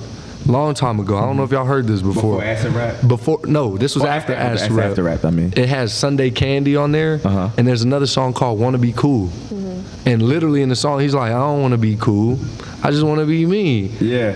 I don't want to be you." You feel me? And like that really like I grasped the hell out of that because it was like, who really cares about other people's Absolutely. judgment? Like the only person whose judgment matters is God when you die. 100%. A lot You trying to of get people into heaven, need live your life. Validations instead of accept themselves. And that's the thing, like I struggled with that as a child. with getting validation, like people Like, telling you like good because job. you don't know your worth sometimes. And when you don't know your worth, that's when somebody hasn't poured into you. And that's where we probably different because Yeah. I had a village, not just my parents, bro, Right. but like my aunties, uncles, they all Jamaican. Right. All my family's immigrants. So they all poured into me, my family, everybody. Yeah. And kept it to where we knew what kind of cloth we was cut from. Right. So, shit, you go about your day, you need to act like what you come from. 100%. And it's gonna remind you 1,000 And times. what family reunion? If you ain't got good grades, you done got in some behavioral trouble, whatever it is, you might get a whooping from all your aunties that weekend, and we all having fun, and you sitting over there, you know, sad because you ain't been doing right in school and shit. So like, it's a matter of the standard that families hold their people to, and that is what's really fucked up the world, to be honest. Absolutely. Standards dropped. Yes. Like I would say about 2 or 3 generations ago, honestly. I would Like, say 2. 2? I would say because our my older generation. siblings, like they were held to that standard, and it was at a tougher clip than mine. So like my siblings, they probably got worse whoopings than I did, obviously because dad was younger. But like, so as I got older and he turns 50 and this and that, I'm like, man, You got the 50-year ass whoopings. man, what? Then I was Hey, that's 60. old man strength. Right, Right. Hey, nah, that grown man strength, bro. I seen the forearms. That's He when used I was to like, box them. He just thump you. yeah, bro. Yeah, good tump though. Get Yeah, you good right. thump. You Man. know, thumping is like, they tell you, thump in your mouth. So, because I would agree that the standards have changed, but I think it skips generations and it comes back, and it's not like everybody isn't on the same accord when Yep. it does pick up when it lets off. Because my mom, her mom let her do Whatever. and let her rip and run the streets. But then when she had y'all, she was on y'all ass. I bet. Your Real grandmother was bad. on y'all. No, my No. mama Your was mom on was on y'all. us because She my knew what it grandma was. what it was like to not have that structure. You know what I'm saying? So she was on us heavy. I didn't have an option but to go to college. Yeah. That was it. Yeah. There's no are you? No, you're getting your ass up and you're going. Yeah. You know, she was on our ass. So let me ask you something. How has being a father changed you? Man, this made me just mentally. Into the mic. Oh, my bad. Oh, My he bad. picks up. He picks up. I don't know why. His I voice think just my picks voice, up. yeah, it's kind of loud. I think mentally, it made me lock in. It made me like my everyday thoughts are more centered towards positivity and what am I doing to, one, put some money in my pocket, put some food on his plate, and also take care of his mom. Like, cause I mean, she did the ultimate work, you know, growing them and pushing them up. So, you know, people look at that different, but like, Yeah. it's a matter of what you want out of life and what you're gonna do to get it. Absolutely. So now with my son looking me in the face and like, he ain't got no words yet that he used. There's only one word he can say clearly right now, and it's dada. Aw. His first And word. every morning he wake up and he crawl over in the bed and he move and he come over and smack me in the face to wake me up and say dada. That's what I'm talking about. So I'm like, man, like this Wake dude up, is- motherfucker. He's Yeah, for real. adorable. He For real. is so freaking He's cute, man. He's really cute. He got the blue eyes, you feel me? That from his mom. And I don't know, he's got a little bit of my personality. Like, he makes little faces and laughs at people and shit, which is cool, but like, what's the world really gonna be? Yeah. Like How's the what world is gonna he see you? what is he gonna have to deal with? Let me ask you, can I take it a step deeper? You could tell me, pause, if you can Hey, yo. you can tell me if this is off lines. How does it feel to be a Jamaican man with a White baby woman? mama. Well, white Ain't nothing. girlfriend, That's really baby nothing. mama, How whatever did your you want to family call it. look at it and make it a thing? A little bit, honestly. Like, but there's one of my cousins, she has a baby with a white man, so it was a little accepted. He was the first. She started it off for you. Actually, my uncle got with a white woman, so he started it, I believe. Led the way. Yeah, he broke the white barrier back in '94. He's stupid. What you say? He broke The white barrier. Yo, what? So Caribbean immigrant family, yo, the white barrier is real. So I'm gonna tell you, it's funny, right? Okay, so I was born Tristan. I was born Tristan Robinson. Okay, and my last name is Sudlow now. The name Robinson came from my mother came to America. She wound up meeting a guy that was in the Air Force, and they want to get married. However that story goes, like how your shit is like, how that story go, right? How the fuck that happened? So I wound up being born on the Air Force Base, which is the Homestead Air Force Base before it got, Andrew, whatever shit called the Air Force Base, before it got blown away. And I had his name up until I was about whatever, like a year old. And he's a white man. And like, I didn't know that until like I got older, like, until like I was like maybe like 8, 9 years old. And I'm seeing pictures. I'm like, who's this guy? She's like, yeah, that's my ex-husband. I'm like, oh, word. Wow. And she's like, yeah, that's who your last name was after. I'm like, oh, his name is David Robinson. I don't know if David Robinson, if you ever see this, hopefully you ever see this. Shout out to I was him. I was named after him. So it's like when he said the white barrier, that's why I'm like, for me, it was broken way earlier. Because like, he was, mother got married to a white man when she came to America. What? Yeah. She only been married to 2 guys, one white, one black. That's what I'm saying. Oh shit, my leg cramping. Ooh. Get him some pickle juice. Get him some pickle He juice. needs some milk. Oh, take the headphones off. That Are boy we catching came this on Go camera? get some water. Go get some water. We got it on camera. I moved it the wrong way and that. Crying. That's that age shit though. He wanted to escape the conversation, That y'all. went right into my next question. Oh man, that is All right. That went right into my next question. Once you put the headphones on. Yeah, I got you. Let's rock. I'm tripping. That's Are you funny. okay? Your Charlie yours going? Oh, no, it ain't gone, but I'm good. It's just tight. through. Man. Let me ask you a question. So how does it feel to be, hold on, so you got drafted into the league, right? No. Okay, so let's talk a little more about that real quick. Let's see. So, senior year of college, I met a dude. I was actually in classes with his daughter. She played softball. And we went to drink at her spot one night. And me and my teammates, we all over there getting fucked up, having a good time. Her phone starts ringing, and she's on the aux. So the music cuts. I look at her phone. I'm like, damn, you fucked the music up. Phone screen said dad on it. I'm like, oh, we're all fucked. Like, your dad's calling you on FaceTime. We're getting drunk. She answered it and was like, hey, Dad, I'm drinking with the basketball team. Like, we're having a good time. What do you need? Yada, yada. He was like, oh, nothing. Just checking in on you. Tell all of them they can't outshoot me. My drunk ass, I leaned over and was like, yo, see me at the gym tomorrow at 12 then.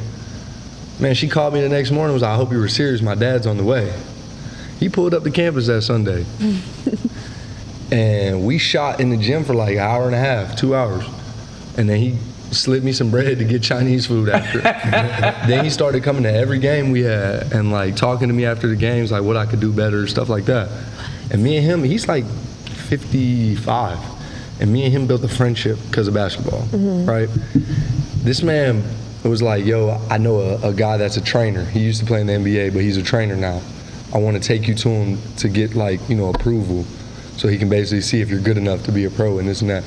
Dude bought me a plane ticket to Houston from Indianapolis. Gets me my own hotel room. Normally you go on a trip like that with somebody, you think you double bed sharing a room. Got me my own room. That blew my mind. Then we go to a Lifetime Fitness and meet this guy, Anthony Goldwire, who's been in the league 15 years on all 10-day contracts. That's how you know he's a grinder. The man was grinding to keep his job every 10 days. That is wild. He has the record for the most signed contract. Most 10-day contract signed. So he takes me to this dude to work out with him. Dude's like, yeah, he's good. Puts me on with an agent. They give me a job in Cyprus. Have you ever heard of Cyprus? It's a little island up under Turkey. Okay. Half of it is owned by Turkey and half is owned by Greece. I'm on the Greek side playing in their league, and like Bro, I was making $1,000 a month. Come back. You feel me? Come back. He Go has back. to Go back. Go back. Yeah, I got Okay, go No, back. you talking about No, come back. I'm saying come back a little bit. Let him Yeah, stretch so his I- thigh okay, out. So I know you stretch it. I'm talking My about hammy is tight. you went to the gym, and how was the timeline from you working out with this scout? Yeah, well, I mean, he wasn't even a scout, bro. He was just a softball dad. His daughter was just playing softball at our school. And then from the From softball that, dad, he put me on with the NBA player to go to a training and session. that was his friend. They played ball together at a gym playing pickup. He just met them pickup, and your abrasiveness. There you go. Your abrasiveness is what got him to meet up with you. Yeah, me leaning over on the phone and was like, yeah, you can't outshoot me. So being arrogant a little bit, guy, helped you a little bit. Being a little cocky. Being a little It did. cocky. And he Pause. So that landed you into the overseas realm of basketball. I added this to my resume, but I literally played for peanuts, bro. I would have made more money here working at Riveting every weekend. Honestly, I made $1,000 a month, bro. A month. A month. One No time, per diem, no nothing. They gave us a house, and there was 3 places we could go to eat on different days. Like during the week, 7 days a week. Saturday, Sunday, we went to one place. Okay, you shared a Wednesday to- house. Yeah, a house no bigger than this dance floor, bro. Wow. 3 other Americans in there, 1 bathroom, 1 car. $1,000 a month. So y'all created a fellowship, I'm sure. So- We still in okay. the group chat to this day. I love that. How long did you do that for? 1 season. And then How long is the season for the people who don't know? Oh, Because well, I know. And the funny thing about that It's season, fancy, though. You don't gotta say that. I know. I know what a season is. oh, of course. Yeah. It's Tell for them, tell people who them. don't know. So I left here September 15th of 2019. Then COVID hit. So that ended. The NBA shut down and this and that. So they were like, yeah, we're shutting the league down. I'm looking at the team like, well, shit, y'all paying me $1,000 a month. I can't even buy a ticket with the money I got saved. Right. How we getting home? Called my agent at the time. He not answering. I'm like looking at the team president like, yo, how we going home? Dude texted me back and said, if you have family that works for the airline or somebody that can get you a ticket or some money. Put the mic back to your mouth. Oh shit, my bad. That's terrible. Terrible. Yeah. So we spent about 2 weeks of the pandemic in Cyprus, chilling. Wow. One of the team managers had his own little crib there, so he invited us over. He had a grill. We out there barbecue chicken. You feel me? Chilling. So when that happened, the car, the places that you were able to eat, you couldn't do those things anymore? Everything was closed. We went to the grocery store before it closed, and we got a week worth of groceries and stayed 2 weeks. Then here's the greatest part. They flew us home, right? They ended up getting us tickets after 2 weeks. The league? Yeah, the team, my team itself. Okay. After they told us they ain't had the money to, they ended up magically getting us tickets home. Cool. They got me a ticket to Chicago. I didn't have no other ticket after that. I flew first class from London to Chicago. Beautiful flight. Amazing. British Airways. Pajamas and all. That's crazy. Wonderful. Bose headphones for yourself. That's the closest they go. nigga, Look how far legs. Chicago is from fucking Jacksonville. When I realized I looked at my ticket in London, I was like, well, there's no connecting flight. I'm like, man, I got $150 in my bank account and $300 cash. I was like, I can't even afford a ticket right now from Chicago to Jax. Shit. But at least they got you to Chicago. They got me to Chicago. Yeah, you in America now. So I'm here. The pandemic had just started. People are weird as hell in the airport. Absolutely. I landed in Chicago. I called my best friend from Indianapolis, and she drove up there and picked me up and drove me back to Indiana and dropped me off at a disclosed location. Because I smoke weed. Fuck it. He dropped me off at my plug's crib, and I lived with him, and we were already cool because he used to take me to work out. Before that pro season, before I left Indianapolis to come back home, before I went overseas, he used to tell me, yo, we finna get right. We going to the gym every morning, 6 a.m. We eating. You feel me? Eating right during the day. I'm cooking. He's cooking. He taking us to Benihana. You feel me? Like, we lived pretty good in that house for a good month. And then, you feel me? Saved up some bread and got me a plane ticket home. That's dope. I had to go work for it. Sure. It is what it is. And that's when I was like, damn, I really don't want to be a basketball player no more. This was very stressful of me. Like, it was just too much. I started working at UPS during the pandemic. Was moving boxes on the unload. Loved it. All I had to do was come in, do my hours of work, and then go home. It wasn't a family business where I got to make sure everything is top notch. Man, I was like, yo, I did the 30 days for the new hire stuff, and then I had the ability to apply for other jobs within. I started applying for jobs within. I'm like, then I got a deal in Denmark. Went to Denmark. How did that come about? I signed with a new agent. I fired my agent when I got home. As you were working with... As I was working with UPS. Okay. Fired my agent, was like, all right, if I'm not going to play ball, fuck it. I definitely don't need to worry about him. Sent him a little termination email. And then this other agent was like, yo, get with us, we'll get you a job. Man, 2 bands a month instead of 1. Okay, upgrade. Yeah, you feel me? Was somebody coming in? No, I was looking at the cameras. Oh, yeah. But yeah, so instead of 1 band a month, now I'm making 2. I'm 7 foot and a versatile player. And I'm like, okay, they brought in They lowballing you, man. Lowballed the shit out of me. Brought in a 7'3" French dude who didn't care. If I was on fire, he probably wouldn't have pissed on me to put it out. You feel me? Bad teammate. Good dude. Great dude. I bet. Probably a wonderful person. Terrible teammate towards me. I don't know what kind of hidden rivalry it was with him, but it is what it is. They were paying him 5 a month, 5 bands. I'm getting 2. Okay, why was that? What? Was it your agent's fault? Nah, it's the Or was resume. it just black, white? It's your resume. Nah, he was French, black dude from March. black. Yeah, he's a black dude. So his skill level was better than yours, basically? I wouldn't say that. He just had more experience? He had more experience. He'd been a pro 2 years longer than me, or a year or so longer than me. Got you. Which is cool. Seniority shit. Cool. You grew up in France. You grew up where you can become a pro when you're 15. Cool. Congratulations. Oh, wait, I didn't know that. Oh, yeah. When you live in Europe, you can become a pro. You can get paid to play basketball after the age of 15. So it's not like America where you have to go to college for at least 1 year now. Man, what? Hell no. At all. I played in Cyprus. We had a game where 2 of our guards were hurt, right? Man, a 14-year-old boy started the game in his spot. That's reckless. I wonder if the boy still played ball. He was 14 starting. That's with reckless. With grown-ass men. He was straight. He couldn't really dribble that well because he gets scared because he's a young boy. He's a baby. But he could shoot that. Man, every play. He hit 5 threes that night. 3 of them off of my pass. Because I'm like, he open. Fuck it. Was he consistent? Like, was it He was like 5 for 8. 5 Wow. for 9. Shit, that's good. But 5 for 8 is crazy. At 14 against grown men. Against grown men, yeah. Yes. He was going nuts. I wonder if he's still who. I hope. I hope so, yeah. At that age, shit. So the Danish league, it was cool, but that dude, I was like, damn, I don't feel like I got anything or got a lot out of this season. So I said, I'm going to come back, but I need some more money. Them teams, they talk me down. They say, you're not a selfish guy. You don't need more money.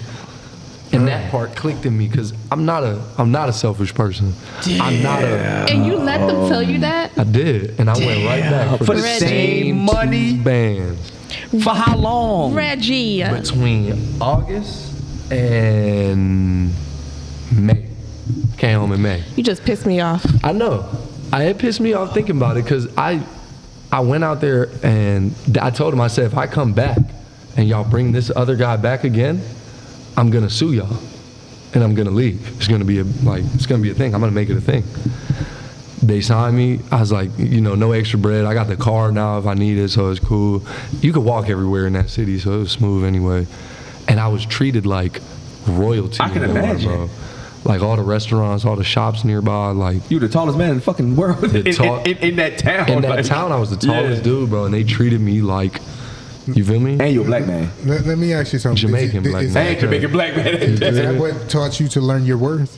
That's what did it. Because that second year, when I went back again, and I told him, I said, I'm going to show y'all what I could have did last year if y'all wouldn't have brought Buddy in here. And my nigga, I averaged 20 points, 10 rebounds on 65% from 2, 45 from 3, and 90 from the free throw line. Ooh. So my numbers was like undeniable. Yeah. So I got an opportunity to work out with the Warriors after that. In How? 2021. How did you get? International scouts. Okay. They just seen my numbers, then they seen a couple game films and was like, you know what? Fuck it, let's bring him in for a workout. Yeah, I seen a couple of you slapping some shit. I was like, what the? Do a little bit. I could have, and the crazy thing, I could have been doing a lot more. Whole career, I could have done more. Could have, would have, should have. But man, was that 2021? Or was that the 22 finals? Which finals is the last one that the Warriors won? Was that 21 or 22? You asked it the wrong Yeah, you way. asked it the wrong way. Yeah. I think that was 22. Like, I think it was Look at. You notice I asked you the real ball question. I had to pull from my homeboy. I was like, yo, I'm interviewing a sports person. What's going on in current events? He said, ask about Bronny James. I'm like, I ain't getting it. Like I haven't watched a full game of anything in God knows when, bro. So I couldn't tell you. When the Warriors won the championship, I was in San Francisco then. Are you talking I about thought that was 2018? crazy. No, not that far back. I was still in college. It was it had to be 2022 maybe. Let me see. Warriors last something. Yeah. You got the service to do it. Oh yeah, no, the service in your booty. Yeah, I ain't got no service. Yeah. It might be 2022, bro. I think it's 22 for sure, actually. Because we in 24 now. Yeah, it was 2022. How was it being in the city for that? Lit. Yeah. 2022. 2022, exactly. So we did 3 days of a mini camp with 15, 20 other players in there. Steve Kerr was coming to watch. Steph Curry came in there. Klay Thompson, all of them, like they came and walked through the gym and stuff. And that's when I was like, I belong here. Yeah. That's when I was like, okay, this is where I'm at now. I'm in the Chase Center. Yeah. I'm shooting threes after practice in the Chase Center. Like, that's when I was like, all right, bet. It's time to go ahead and start, acting like it. Came home and like, I ain't puffed my chest out, but I let niggas know, like, I'm that nigga now. Like, I'm trying to be that nigga. I'm walking to about that. walk You now. got to that hardwood floor But that everybody else wants to. I still never pressed that issue because I still ain't made no money with it. So the whole time I'm like, shit, I gotta go make some money. I gotta do this, gotta do that. I wanna go to the league. Got signed by the Celtics that year. After that workout, I worked out with both teams that were in the finals because they beat the Celtics in that finals. After I left San Francisco, came home, kept working out through June, July. Then in August, the Celtics called me and was like, yo, come up here for a camp. I'm in that bit, and Jason Tatum in there, Jaylen Brown in there. Like, Jaylen Brown came up to me and was like, what's up, Reggie? I'm Jaylen. Nice to meet you. When he said your name, what the fuck that do to you? Bro, in my head, I'm like, this nigga just know my name? Like, so I went and got signed by them, played a season with their G League team, enjoyed the fuck out of it. Like, man, this dude that used to sit behind the bench, a fan, said he loved my energy on the bench because I didn't play a lot that first year. So he created a t-shirt. When I did get in the game, I dunked and got an and one, and I was like, yelling like this, and they took a nice picture of it. Mans came to the game with me on his shirt with lightning bolts and shit in the back. And it say Big Reggie Energy on the back. I love that. You feel Reggie me? Energy. Big Reggie Energy. I was like, damn. I got That's support. Man, like this shit is lit, man. That's Shout out support. Dave, man. Dave Roberts, that's a cool dude. Dave man. Roberts, shout out to you, man. Do you have that picture on your IG? Actually, I do. Actually, Okay, I It's gotta on check there. that out. Yeah, and roll with the energy part of it. That's when I got my girl pregnant, and I started focusing more on off the court life. I want to see if I can become a man that provides without basketball. So I didn't work out as much. I got fat, bro. I got up to like 275. Wow. I'm back down to 240 now, but I got up to like 275 and was just out of shape, couldn't run, couldn't jump. And they called me for the NBA Summer League, bro. Yeah. They was like, you're coming to Boston for a week. This year, last year? Yeah, last summer. They called me and said, you coming to Boston for a week. We're going to do practice a week up here in Boston, and then we're going to fly to Vegas. That flight to Vegas was lit. Like, we flew on the private plane. Like, Jason Tatum and Deuce, his son, was running back and forth on the aisle. Like, all the Celtics coaches, everybody, like, whole Celtics organization on this plane. I'm like, I'm on this plane. That's crazy. Okay, so how do these calls, like, it's just random? They're not random. Like, my agent didn't really know that I was going to get it. One of the assistant coaches for the Celtics now was a coach for the G League team last year. Look at He God. came to Riveting, bro. Hey. He said, yo, I got a girl a girlfriend in Jacksonville. I'm coming down to visit her in the summer. So after the season with the G League team ended, he was like, I'll be in Jacksonville, I'll call you. I said, yo, give me like 2 hours in advance, but call me. He said, all right, I'm in Jackson, just landed. Where should I eat lunch at? Call me out, boy. Yo, we pulled up, and we was closed. I kept some food out for him. And he pulled up, he was like, nah, we'll just eat when you're open. We'll come back tomorrow. Came back, sat and ate damn near one of everything, bro. Enjoyed it all and was like, yo, he's seeing how many people came and dapped me up and like talked to me and shit. Was like, yo, this is really your shit. Like, this is really like your people. Like, you're a staple here in Jacksonville, right here at this spot.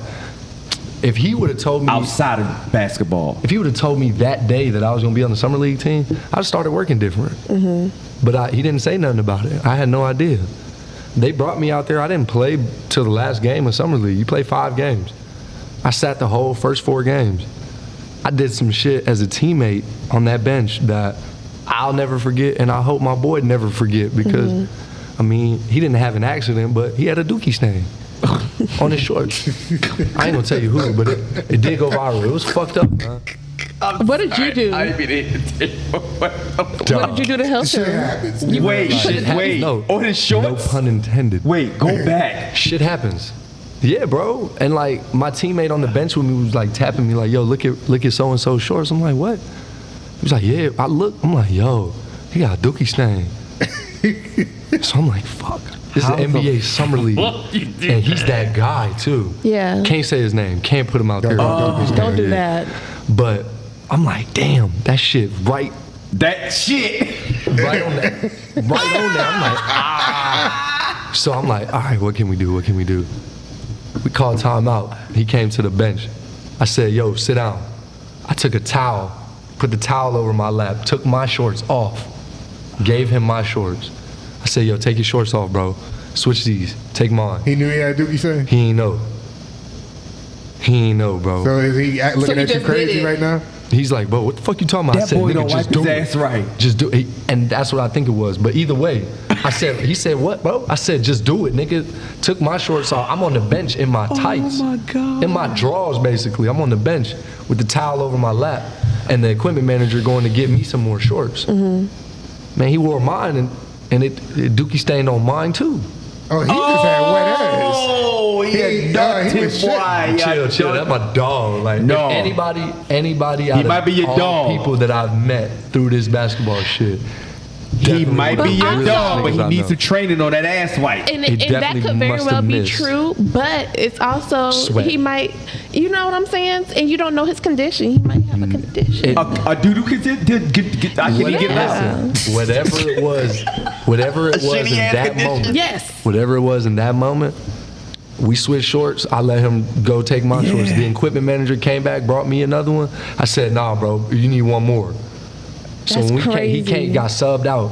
I'm like, yo, come back here. Like he runs. He needed into to go to little- the bathroom. Yeah, and change. No, it wasn't. He had to, I told him, I was like, yo, take your tights, bro. You gotta change your tights too, probably, bro, because The tights, absolutely. yeah, whatever it was. But like that was some teammate shit that I never in life. Right. That's Think you would love. have to do, yeah. And to this day, me and him, we talk every now and then, but Right. Is there a running joke with y'all? a little bit.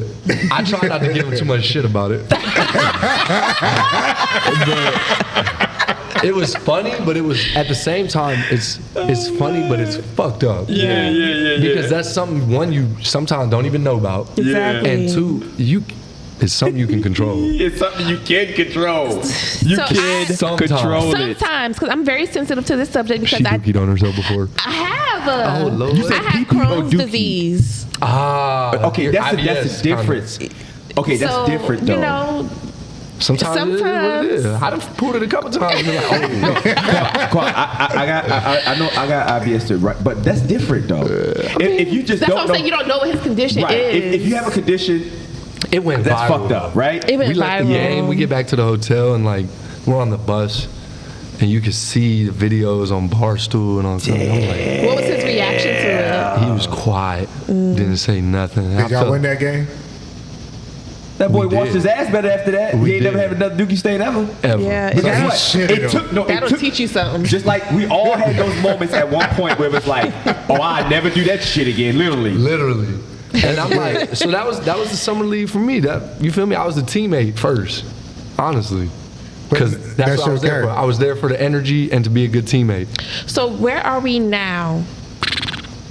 I'm 5 years as a pro now. 3 overseas for peanuts and small leagues and stuff. Enjoyed that time. Now I've got 2 years of the G League under my belt. Played with the Boston Celtics, the Atlanta Hawks G League team, and the Nuggets G League team. Word.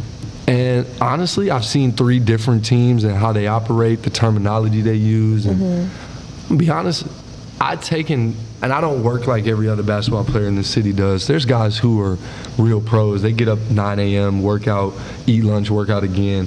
They don't work. They don't do nothing real life shit. And I say basketball is a fantasy life. We play a children's game and we get paid to do it. So I always thought to myself, what am I without basketball? So let me work on life without basketball. And that's where, you feel me, we in the real team. Yeah. Because this is where I really found a lot of steps of life. Man, right now I'm looking at, probably going back overseas because the money's talking a little different now that I have a better resume. Gotcha. Maybe, if I can work and get myself a 2-way contract, because they ain't just giving them shits out. Yeah. But I am also going to be 29 next April, so it's like, in basketball years, it's just like dog years, and I'm damn near 40. God. You feel me? So, but it's never over, and you really don't lose till you quit. Yeah. As Kobe said, that's the only time you lose is when you quit. So look at LeBron, old ass, still out here. I mean, like I always tell people about LeBron, that man is an anomaly. There would never be another player like him. Let me ask you one question since we tapped into that. How do you feel about Bronny James About his son? going to the league? Did y'all hear the story of his son having the heart attack at practice? Shaq and his son, Oh wow, I didn't know that. And I wonder what type of stuff they were putting him through as little kids. Like, you putting them with trainers, or you getting that stuff? Because I'm not making my He son had play a ball. heart attack? Man had cardiac arrest, bro. Him and Shaq's son. Shaq's son had it a couple years ago. Bronny had it like maybe a year or 2 years ago. I had a friend. He was a baby. He was 24 years old. He passed from a heart attack. One of my good friends and AAU teammates just passed this past Sunday. That's on like Mother's Day. no sleep. 28. That's just keep working. That's all of that. Like, because for him it wasn't that. He was an athlete 100%, but he wasn't like an athlete to that extent. Really? It just, I think it was just failed So you hard. think it was Failed like the hard. overtraining and stuff like that? I mean, there's that. Wow. And there's other conditions like, my buddy just passed, and I never knew of him having any problems, ever. Exactly. They say he took a charge, got ran over, and hit the back of his head on the floor, and his heart stopped. And he passed away on he was Sunday. playing This past football. Sunday. Basketball when he passed. For real. It was court, basketball, but he was playing basketball. So with God Bronny, bless his it's son. like, you feel me? Bronny is LeBron James' son. So just like Michael Jordan's sons, they didn't pan out to be like Mike. Nah, what you call it? Sucker. Yeah, they was you ballers. gotta be all that. Marcus is a Because sucker. he would Scottie Pippen wife. Marcus is a sucker. That's crazy. How you gonna give it to? Continue with. Yeah, You got that's with your wild. uncle's wife, your ex-wife. Ex-wife is crazy. Yeah. It's love. Hey, future, all right. future attitude. I'm gonna get with your auntie and see what happens. Let me stop. But how you feel about Bronny going to the league? I feel like just because of who his father is, he'll have opportunity. They'll give him that chance.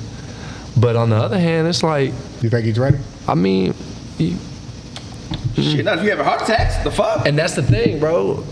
If I have one, I'm putting my shoes, I'm tying them up, and I Yes. might throw them over one of Please these poles do. and hang them in here and hang my shoes up. Because if you have a heart attack and you continue to play ball after, I get it. You love the game. Suicidal. But I really believe that same thing. It's like you're gonna go doing what you love. I get that. You're not gonna die in a whatever else. You're gonna But you're give gonna it all to traumatize basketball. everyone else in the process. Right, and I think that's why it's important to have a passion outside of basketball. That's So that's what you found, though. But what is your passion outside of basketball? Besides your family, besides all that, what do you do besides just being around your family and realting and everything else? honestly one thing I do really like to do. I like to teach. Whether it's basketball, whether I used to tutor kids and stuff when I was in college. My mom's a teacher. She kind of put that helping mentality into me. So whether it's teaching somebody math, science, whatever, history is actually one of my favorites too. But all that, I would just help people, bro. Like if I was a billionaire, I wouldn't be rich. I would be giving my money away. MC Hammer. Type shit. But not just blowing it on. Right. You feel me? Like just helping families and stuff like that. And giving it away. Like, because it's like money come and go. And like, if you can pour into people, you can pour into kids especially. Like, you gonna get the benefits, you're gonna get the blessings afterwards, but like, Absolutely. what are you doing it for though? You're pure. I don't do it for the glory, for the, oh, Reggie did this for me, and I thank him so much. I've heard that before from a dude, and I'm like, you know what, bro, you're welcome, but like, I didn't do it because I wanted to hear you say that. I did it because you came to me and said, yo, I need some help. Absolutely. And like, people look at me, and I mean, bro, I go out in Jacksonville, and 9 out of 10 people are gonna come and ask me how tall I am. Since I was 16, it's been that way in Jacksonville. Are you annoyed? I wouldn't say annoyed, but like, there's common questions, and then there's ignorance. What can you go elaborate on And ignorance? I got How's the the troubleshoot. weather up there? Oh, the dummies. Oh, that's okay. Now, Will Chamberlain and Kareem Abdul-Jabbar back in the G, right? When people used to ask them, how's the weather up there? They would spit on people's head and say it's raining. Now, they was rich. They was rich. They could do that. A dude at that little event I was at tonight while I was late, sorry for my lateness, Nah, you good. he said, how's the weather up there, man? And started laughing. And I laughed with him. to so bad. And I said, man, you lucky I ain't rich yet. He's like, what you mean by that, cuz? And I'm like, I mean that, you know. Fuck your shit up tonight. I said, Will Chamberlain used to spit on people's head and say it's raining, because that is a stupid fucking question. Yeah. It's so We ignorant. live under You think the you're so same funny. sun. Same shit. They Same think- weather, They motherfucker. think as you get taller, I guess the atmosphere humidity changes. and shit. Like, you know what I'm saying? Like, They like think it's they're hot so up here. funny. It's hot down here. I know it's hot. That how's the So weather up there. corny. That's the only thing I'm probably sick of hearing. Yeah. But the crazy part is, like, I'll be honest, I done went to some concerts, like music festivals and shit. I always get general admission. I don't need no VIP ticket. Y'all can do all that little short shit in front of me. You can put your hands up and everything. I'ma still see. You got front row seats for life. Right. I You want said y'all can him- do all that little short shit. From the back of the show, I I got want front him row and seats. Connor to stand, because Oh, Connor, yeah, we got, yeah. Well, no, he's gonna tower over Connor. 100%. But Yeah, but they about there. Connor's another podcaster. Most likely you gonna be on this show. I'm sure. Yeah. He's gonna reach out to you He's dope. because he's definitely He's dope. dope. And I can see y'all. See him interviewing you for I'm sure. all for it, bro. I Yeah, enjoy shit definitely. like Shout out to Connor, man. Shout out to Connor from Shout Who out Are to You Connor, Pod. man. Yeah. But I got the troubleshoot, man. I wish I could go longer. shout out to Great but we- Beard Podcast. Yeah. Oh, yeah. Shout out to Jim, man. Shout out to Jim. Yeah. But I wish I could go longer with this podcast because I'm having so much fun, man. I was Yeah. just Like We the gonna fact do part that, two, man. the fact that, hold on, we didn't even say how big the real team really is in Jacksonville. But when you come to Jax, you have to experience It's the real huge. team. And come at right after you get done with your other club nights. It's the late night scene, you know what I'm saying? And it's always love. Like I said, it's always love. Fridays come out on Fridays. Yeah, They once you have come down them a dope steps, karaoke you, once you event. come down them steps, you in a whole nother vibe, and I love it. I Facts. fucking love it, and I'm glad that you even got us right on the dance floor because I seen some shit on this dance floor, boy. Absolutely. I seen some real. suplexes. I seen some bad bras. I seen everything, man. I love this fucking club, Yeah. man. I swear to God. I took a picture with Dante Culpepper. Y'all remember the? Oh yeah, Yeah, for the Vikings, yeah. for the Vikings. Took a picture with him over there. Like all the big Jamaican artists, T.O.K., Wayne Wonder. Word. they came Who else? Which Yellow Man when his face was messed up, or a younger Yellow Man? like Zunga. No, I'm saying I know because his face messed up now from Yeah. what you call it. Yeah. Nah, before. Before that. Like back in early 2000s, he came here. Bro, we had Elephant Man was supposed to come here. Beanie Man was supposed to. Elephant Man never pulled up, bro. That's one artist that we don't really rock with no more. Yeah. 'cause he was supposed to really rip the roof off this motherfucker. What happened with that story? Can you tell that story? Elephant Man, you fuck up. Exactly. I was too young to even know the business side of what Got you. happened. So all I know is my nigga, when they told me Elephant Man was coming and that Pond the River. Pond the Bog, yeah. When that shit came, I'm like, damn, yo, Elephant Man about to come here. This shit gonna be live. Yes. Yo, Man, as if a he would've jit, came in, that this shit same would've been back crazy. room- that same back room with all the stuff y'all can see right there. Bro, that used to be the little VIP, little couches, TV, chilling area. That's funny. And when I was like, yo, I'm gonna meet Elephant Man in there. You know, like Luciano, like real reggae. Luciano, Richie Spice. Been in here. Bro, What's the dude name? Rupee. Black like So a question. tar. Mr. Vegas. Are you a dancer? Tony Mataran. Bro, Do you dance? I mean, In this building. Let me ask you this- something. How many chicks have you suplexed before? Oh no! See, I don't dance like that. And that was always the good thing. I was too tall to really be whining on girls like that. I agree. I was too tall. I'm sorry. I just had my homies hold me up. I need to make this very clear for the audience. Like the names that he's naming are the top of the top Dancehall of the artists. top of the top of dancehall artists. Munga, Ninja Man. Munga Honorable was in here. Munga In here. Honorable. I was here for that show, bro. That's my nigga. What? Junior Cat. I would let y'all go. That nigga, yeah, bro. Yo, y'all don't understand. These are people that Are staples in the dance hall like you can community. like when they get on stage, everything shut down. Man, Everything shuts down. I believe it. You know what I'm saying? The songs that y'all hearing here that people don't know what they're listening to, those are the songs y'all listening to. You know what I'm saying? Like A lot of the to shit know that's that we're sampled. sitting on this dance floor in yeah. so much history. How many years? 27 years total. 27 25. years. I want to say 23 or 24 in this building We alone. can honestly say this is the longest running club and the only Because longest everybody running. got shut down. Yeah, Jim's Place was one of the last ones that was up And there. it just shut down the other And day. it just shut down. Which is the saddest. I just There took was some pictures of the other Cartouche, day. there was Plush, Bourbon Street Station. There was some clubs in Jacksonville, The bro. time was had. I was back too in young those for that days. time, you feel me? I was in the crib. But you know about it. Though. Oh, yeah.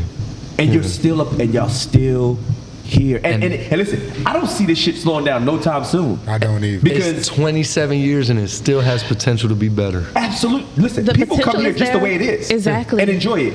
That's what people gives it that feel, though. come here every day, every weekend. I'm like, for what? Where y'all go there for? You know what I'm saying? Vibes, But it's a food. vibe. You know what I'm Vibes. saying? You feel me? Yeah, I'm just not a club person like that. For real. You know what I mean? You might have to pull up this weekend. I got you. I might No, do listen, it. We can turn up.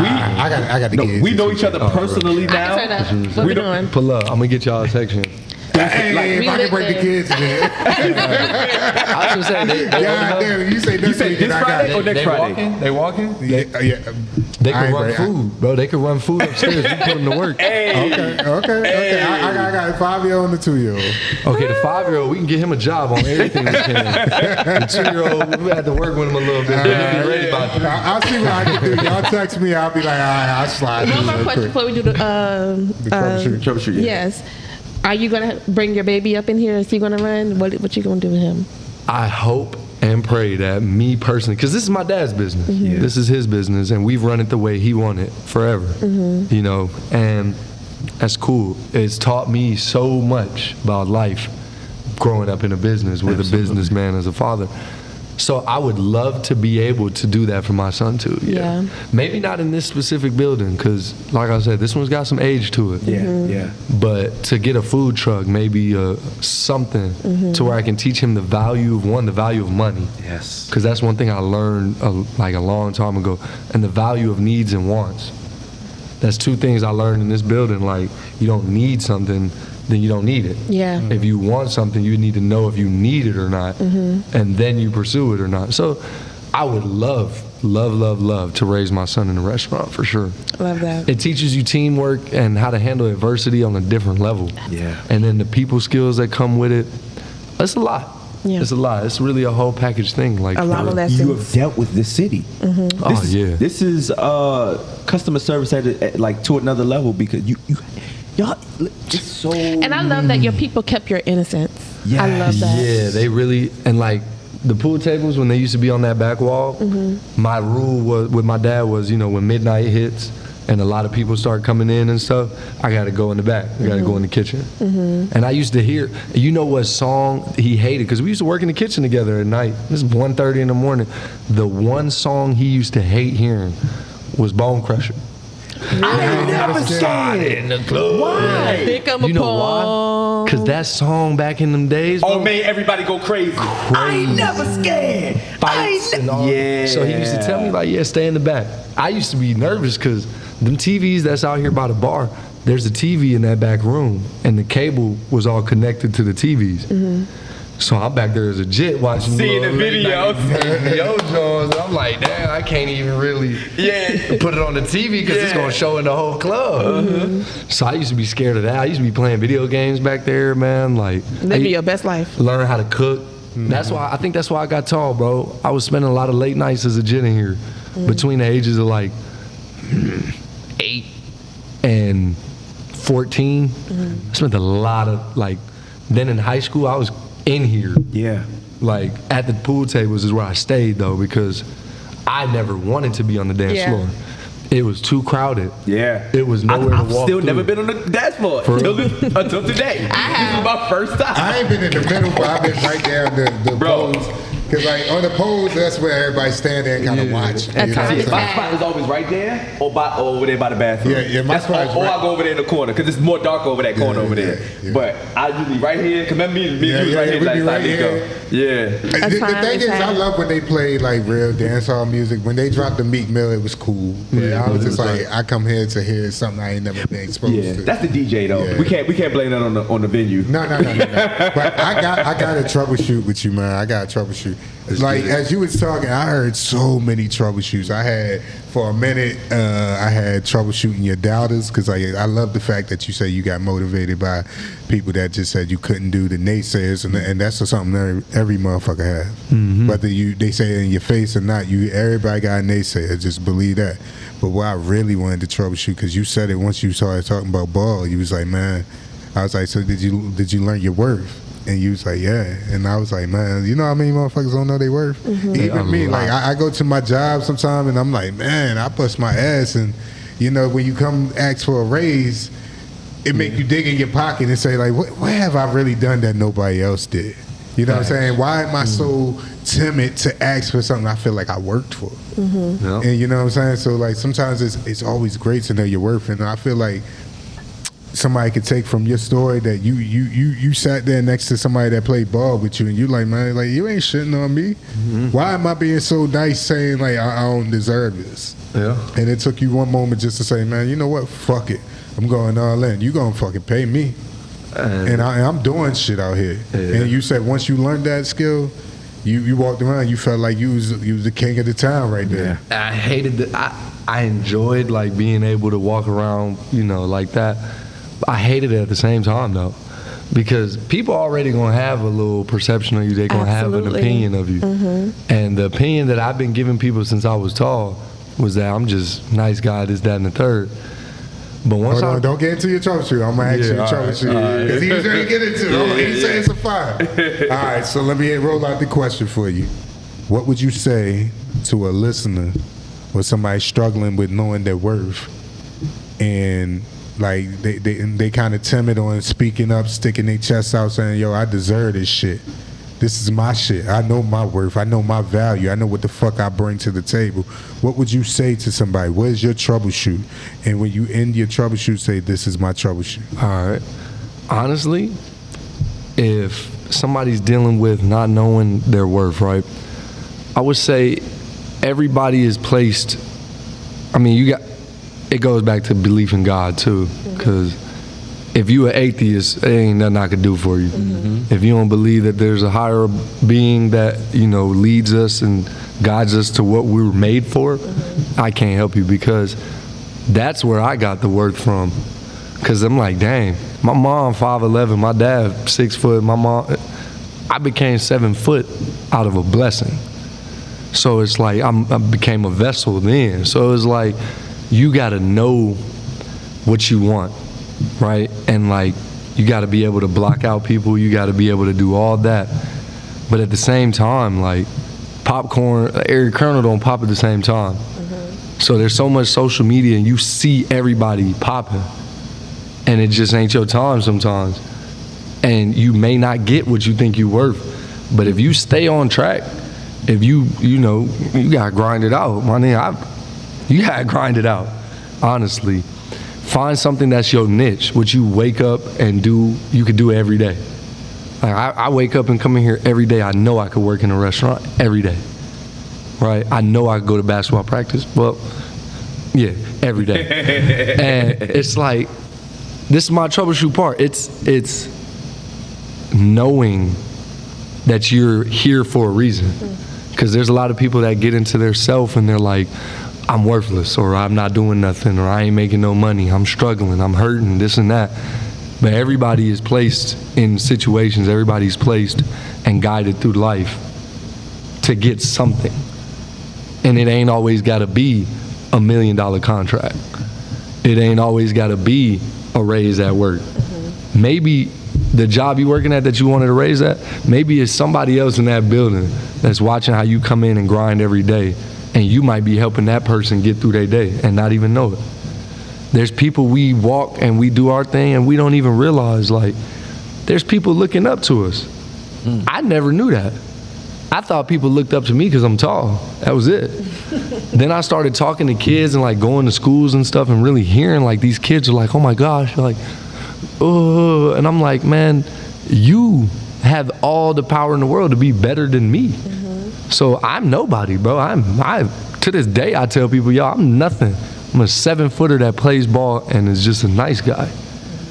So it's like, stay on the path that we were meant for. That's it. You just gotta keep plugging, because if you try and venture out and do something that you may not be totally confident about, until you put your full confidence into something, you should put your full confidence in yourself first and where you at. My favorite saying, I'll leave it with that, be where your feet are. Grind in the situation you're in now. Stop thinking. People ask me, what's your 5-year plan, 10-year plan? Like, yeah, you want to be successful, you want a house, you want a pool, you want hot tub, or whatever. Man, I don't even think about 5 years from now. I don't think about 10 years from now, because tomorrow's not promised one. So it's like, just go with the flow, and if you live right, you do the right thing, your karma will always be good. You help people, your karma will always be good. You just do what, is right. My quote in my yearbook was, the good you do today will be forgotten tomorrow. Do good anyway. So it's like, yeah, that's my troubleshooting right there. Some real shit. I was gonna say, I can't really. I love it. Who gonna go last this time? Who went last time? I think I can't went remember. last. I'll go next. Quan went last with. It don't A even couple matter. times. All right, go ahead, go whoever want to go next. If I gotta take last, I'll take last. I'm gonna go real quick. Okay, so I have a consistent. Thank you, appreciate that, little daddy. I have dealt with not understanding my worth for a very long time, because, like I've admitted before, I am I was a people pleaser, and knowing your worth comes with being okay with people not liking you and people not liking your boundaries, and being able to stand on that.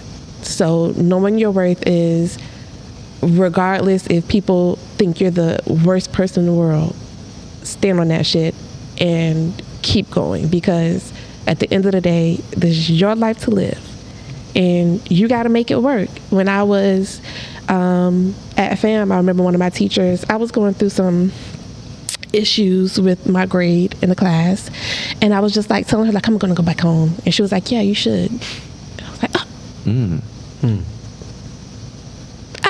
And then I went home with that, and I sat with that. I was like, no, bitch. I'm finna come kick this class. You get what I'm saying? And I passed it. You know what I'm saying? So don't let naysayers try to talk you off your throne. Sit up there with your head held high, even if you make fuck ups. It does not determine who you are. Keep going. And that's my troubleshoot. Hey, What was the question again? troubleshoot knowing your worth. All right, so for me, knowing my worth, it's something I'm still struggling with. And the reason why I'm struggling with it is I'm such a perfectionist, right? And it's like every time I fail, I look at it as like a strike on my life, right? And if I could, there's 7 times for rise and falls, my mother would say. and I've been through a lot of falls. And I think at this point, it's like, even if I fall, I have no choice but to crawl up and keep going.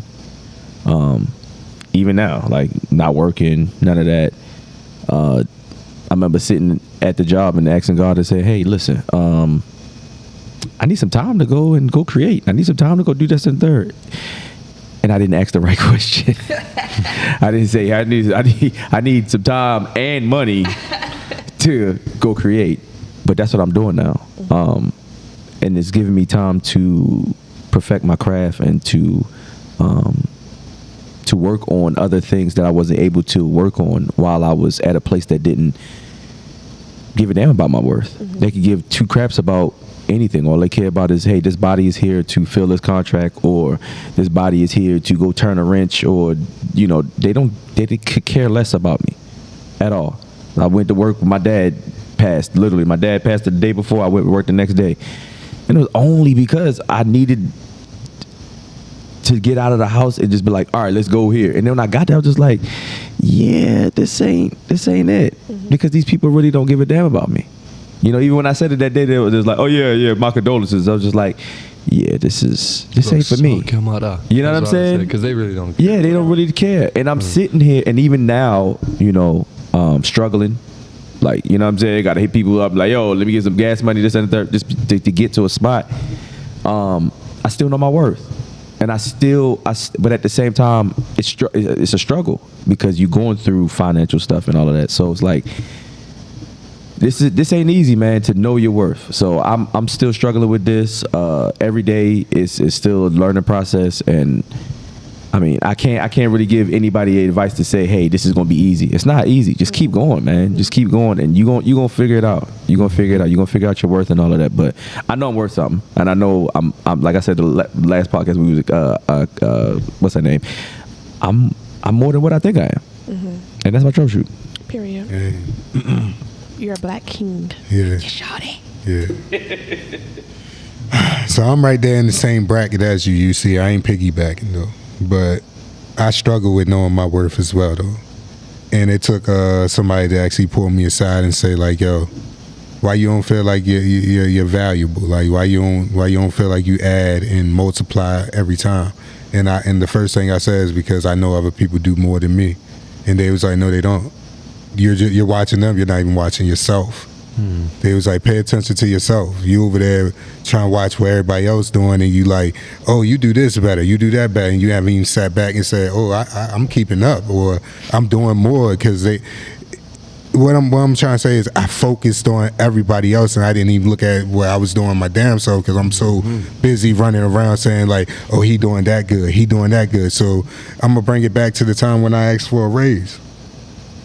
First thing they said was, what are you good at? And I had a list. And they said, you know what? Oh, you were good at everything. I just wanted to hear what you said. And they was like, do you think you could improve on anything? And I said, yeah, it's a couple things I can improve on. And then one thing I said that I can improve on, they said, I hope you know you're the best one doing it. And I was like, really? I thought y'all had somebody else. They was like, why you worried about them? You're doing it. And I was like, oh, shit, I need to start focusing on myself. So I would tell anybody that doesn't know their worth, like, don't look at other people. Focus on yourself, because if you're looking at somebody else, first of all, you're paying attention to the wrong person. Because at the end of the day, you're going to do the N work. They can't put in that work for you. They can't talk that shit when it's time to walk up and say, yo, who are you? They can't say that. They going to say, they going to talk about themselves. It's a part of a human nature just to talk about yourself, and sometimes, and it's okay. Like Reggie said, like it's okay to be selfish at times. It's okay. So if you're listening to me right now, I would tell you, focus on yourself, perfect your craft, know what the fuck you do, because at the end of the day, when all is said and done, they gonna say, what did you do? Absolutely. They ain't gonna say, what did everybody else around you do? What the fuck did you do? Yeah. And if you can't speak for yourself, that means you gotta do some N-word. And that's my troubleshoot. But yeah. Yeah, this was a fun one. This was definitely a fun one. Nah, this was lit. I'm actually excited to listen to this one play back. Nah, for real. This is freaking dope. You know what's crazy? And going back on what you just said, a lot of people always said stay in your lane, but they never said run your race. That's the part right there. Because it's like, yeah, you stay in your lane and you figure, I'm going to do what I got to do. This is my thing, yada, yada. But they never said run your race. Yeah. Like, do what you doing and do your thing. Yeah. And don't worry about anybody else. Just run your Don't race. look at the opponents. Yeah. Nobody ever said that. It's because it kind of that rock kind of reminds me with somebody. It was like when it was like the turtle finished slow or the turtle finished last. Yeah, towards the hair, and it's like, but he finished though. It's not that he finished last. He finished. You know what I'm saying? At the end of the day, as long as you finish and you finish strong, they don't fucking matter. That's like you said, run your race. Real stuff. And you gotta believe that you bring value anywhere you go. Like I had a female friend tell me, I know whenever I walk in a room, I can add value to it anytime. Oh yeah. She's like, nobody in this room is like me. It doesn't matter if they better than me. They not like me. And that spoke value when she said that shit. Period. You know what I listen to sometimes? Like To the mic a little bit. Oh, sorry. You know, about once a week, I play that Mike Tyson interview he did after the fight. Which one? Oh, I'm ferocious. He's so ferocious. I'm impregnable. My defense is impregnable. My style is. It's the one where he's like, it's no one like me. I'm come from a different car. I'm come from that car. Yeah. I gotta listen to that every now and But then. you know the funny like, thing he said? He didn't believe it until after. Yep. He didn't even believe it. It just came out. He was like, I gotta tell y'all, motherfucker, I'm ferocious. My style is Lex Lewis, he's like, he's no Alexander. I'm Alexander. Straight up though, Mike Tyson is crazy when it comes to the motivation speeches. He's like Ray Lewis, but like Mike Tyson says some wild shit. He says some wild shit. I'll fuck you till you love me. Let me tell you something. No, real shit. And I'm like Mike Tyson. If y'all never seen that one man show, please go home tomorrow, today, and go watch that one-man show. You will have a newfound respect for the man. Fuck the boxer. That man cried everything on that. He did a one-man show, one man play, however you want to call it. Yeah. And all the way, he talked about everything, all the way down to losing his daughter, everything. Yo, I promise you. Somebody made a joke saying he killed a baby, and I'm like, no, he didn't kill. No, he didn't kill that baby. His daughter died in an accident. Yeah, it was an accident. That's so fucked up. But and to see how tough a man can be in the ring, and how much those things could break a man down.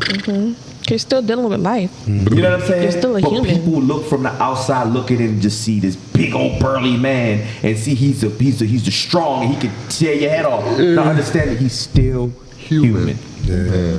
But let's close it up with that. Because Reggie yawning on the mic. My bad. Hey, dad life, man. I be sleep by this time. But I really appreciate you letting us come into the real thing. I really appreciate you clearing your schedule and making time for us, man. This shit was amazing. Absolutely. I'm proud that you even let us come in. I'm proud of UC for making the connect. That's God. And the fact that you're dope means anything. The fact that you're dope. I'm like, you could have been in here dry as a motherfucker, pause, but you dope. I'm like, this motherfucker dope. You already had me on mic like, yo, I'm sorry, I'm drinking. I'm like, yeah, he needs his own podcast because he's a conversationalist. I'm gonna be honest, man. I've been thinking about that. Like my brother and sister was talking about starting one, but I don't really want to do it with nobody else. Like y'all cool, y'all. We want to say this for you, bro. This is the second podcast I've been on. My guy Ron. And I feel bad. I'm sorry, Ron, if you see this. I forgot the name of what he does, but he was doing more like talking about like what's going on socially. Got you. Yeah, just talking about shows and stuff like that. And that's cool and all, but like me, I would have a podcast where I'll bring in a homeless nigga. Yeah. Let's bring in a homeless dude. Let's talk about that. Talk about some real shit. Let's talk about life, because man, everybody can sit and talk about, you can be this, you can do this, and real life. Yeah, nah, bro. Let's sit and talk about life. This was some real life shit. I appreciate y'all having me. We created this shit, man. Like we all know that we don't have the answers, but we always know that somebody could take from it. Facts. Take the meat, leave the bones. I never heard that. But You never heard that before? So I take the meat, leave the bone. Who told you that? Yeah. You take the meat and potatoes and you leave the bones. Yeah, I didn't meet a woman that said that. Leave Diddy alone. Every podcast I gotta say that. Leave Diddy alone.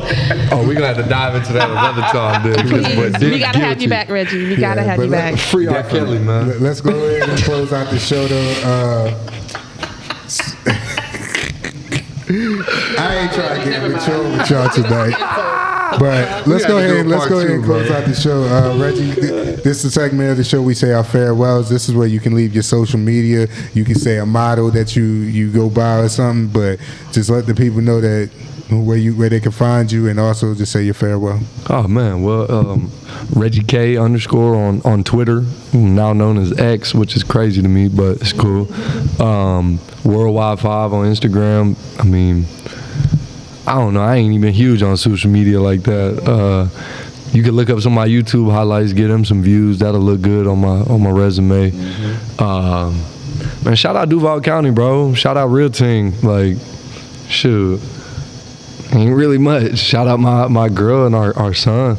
Like, can't really call it, bro. Like, I got family too. Like, the family I was born in, family I created. Shout out y'all, man. That's what I'm talking about. Shoot. Ball is life, you feel me? It's your girl, KD Shonda. You can follow me on IG, Daisy Dukes _2, or Dance Slow 904 for the ladies. Come to my dance class. Next one is on May 31st. What kind of dance class, y'all? It's a sensual dance class. We ain't invited. The men are not invited. Send my BM over there. Please, she would love it. Yeah. We'll connect. Teacher nothing crazy. We already got one kid. Not quite the girl next door checking out. Oh, it's on me? Yeah. You already know it's your mama's favorite son, Urben Currse. She bing bang boom. We gotta run this bitch! That's it? I know you were saying more now. I was like, what comes up for this? I kept it short. All right. But hey, it's your favorite Uncle Neek. Thank you for tapping in. And if you made it this far, you know I love you, baby. Get with us on Troubleshootin Reality Podcast. DM us. Also, you can follow me on IG at FricoSuave _LLBJ. And thank you for listening. We clocking out. We out of here, baby. Holla.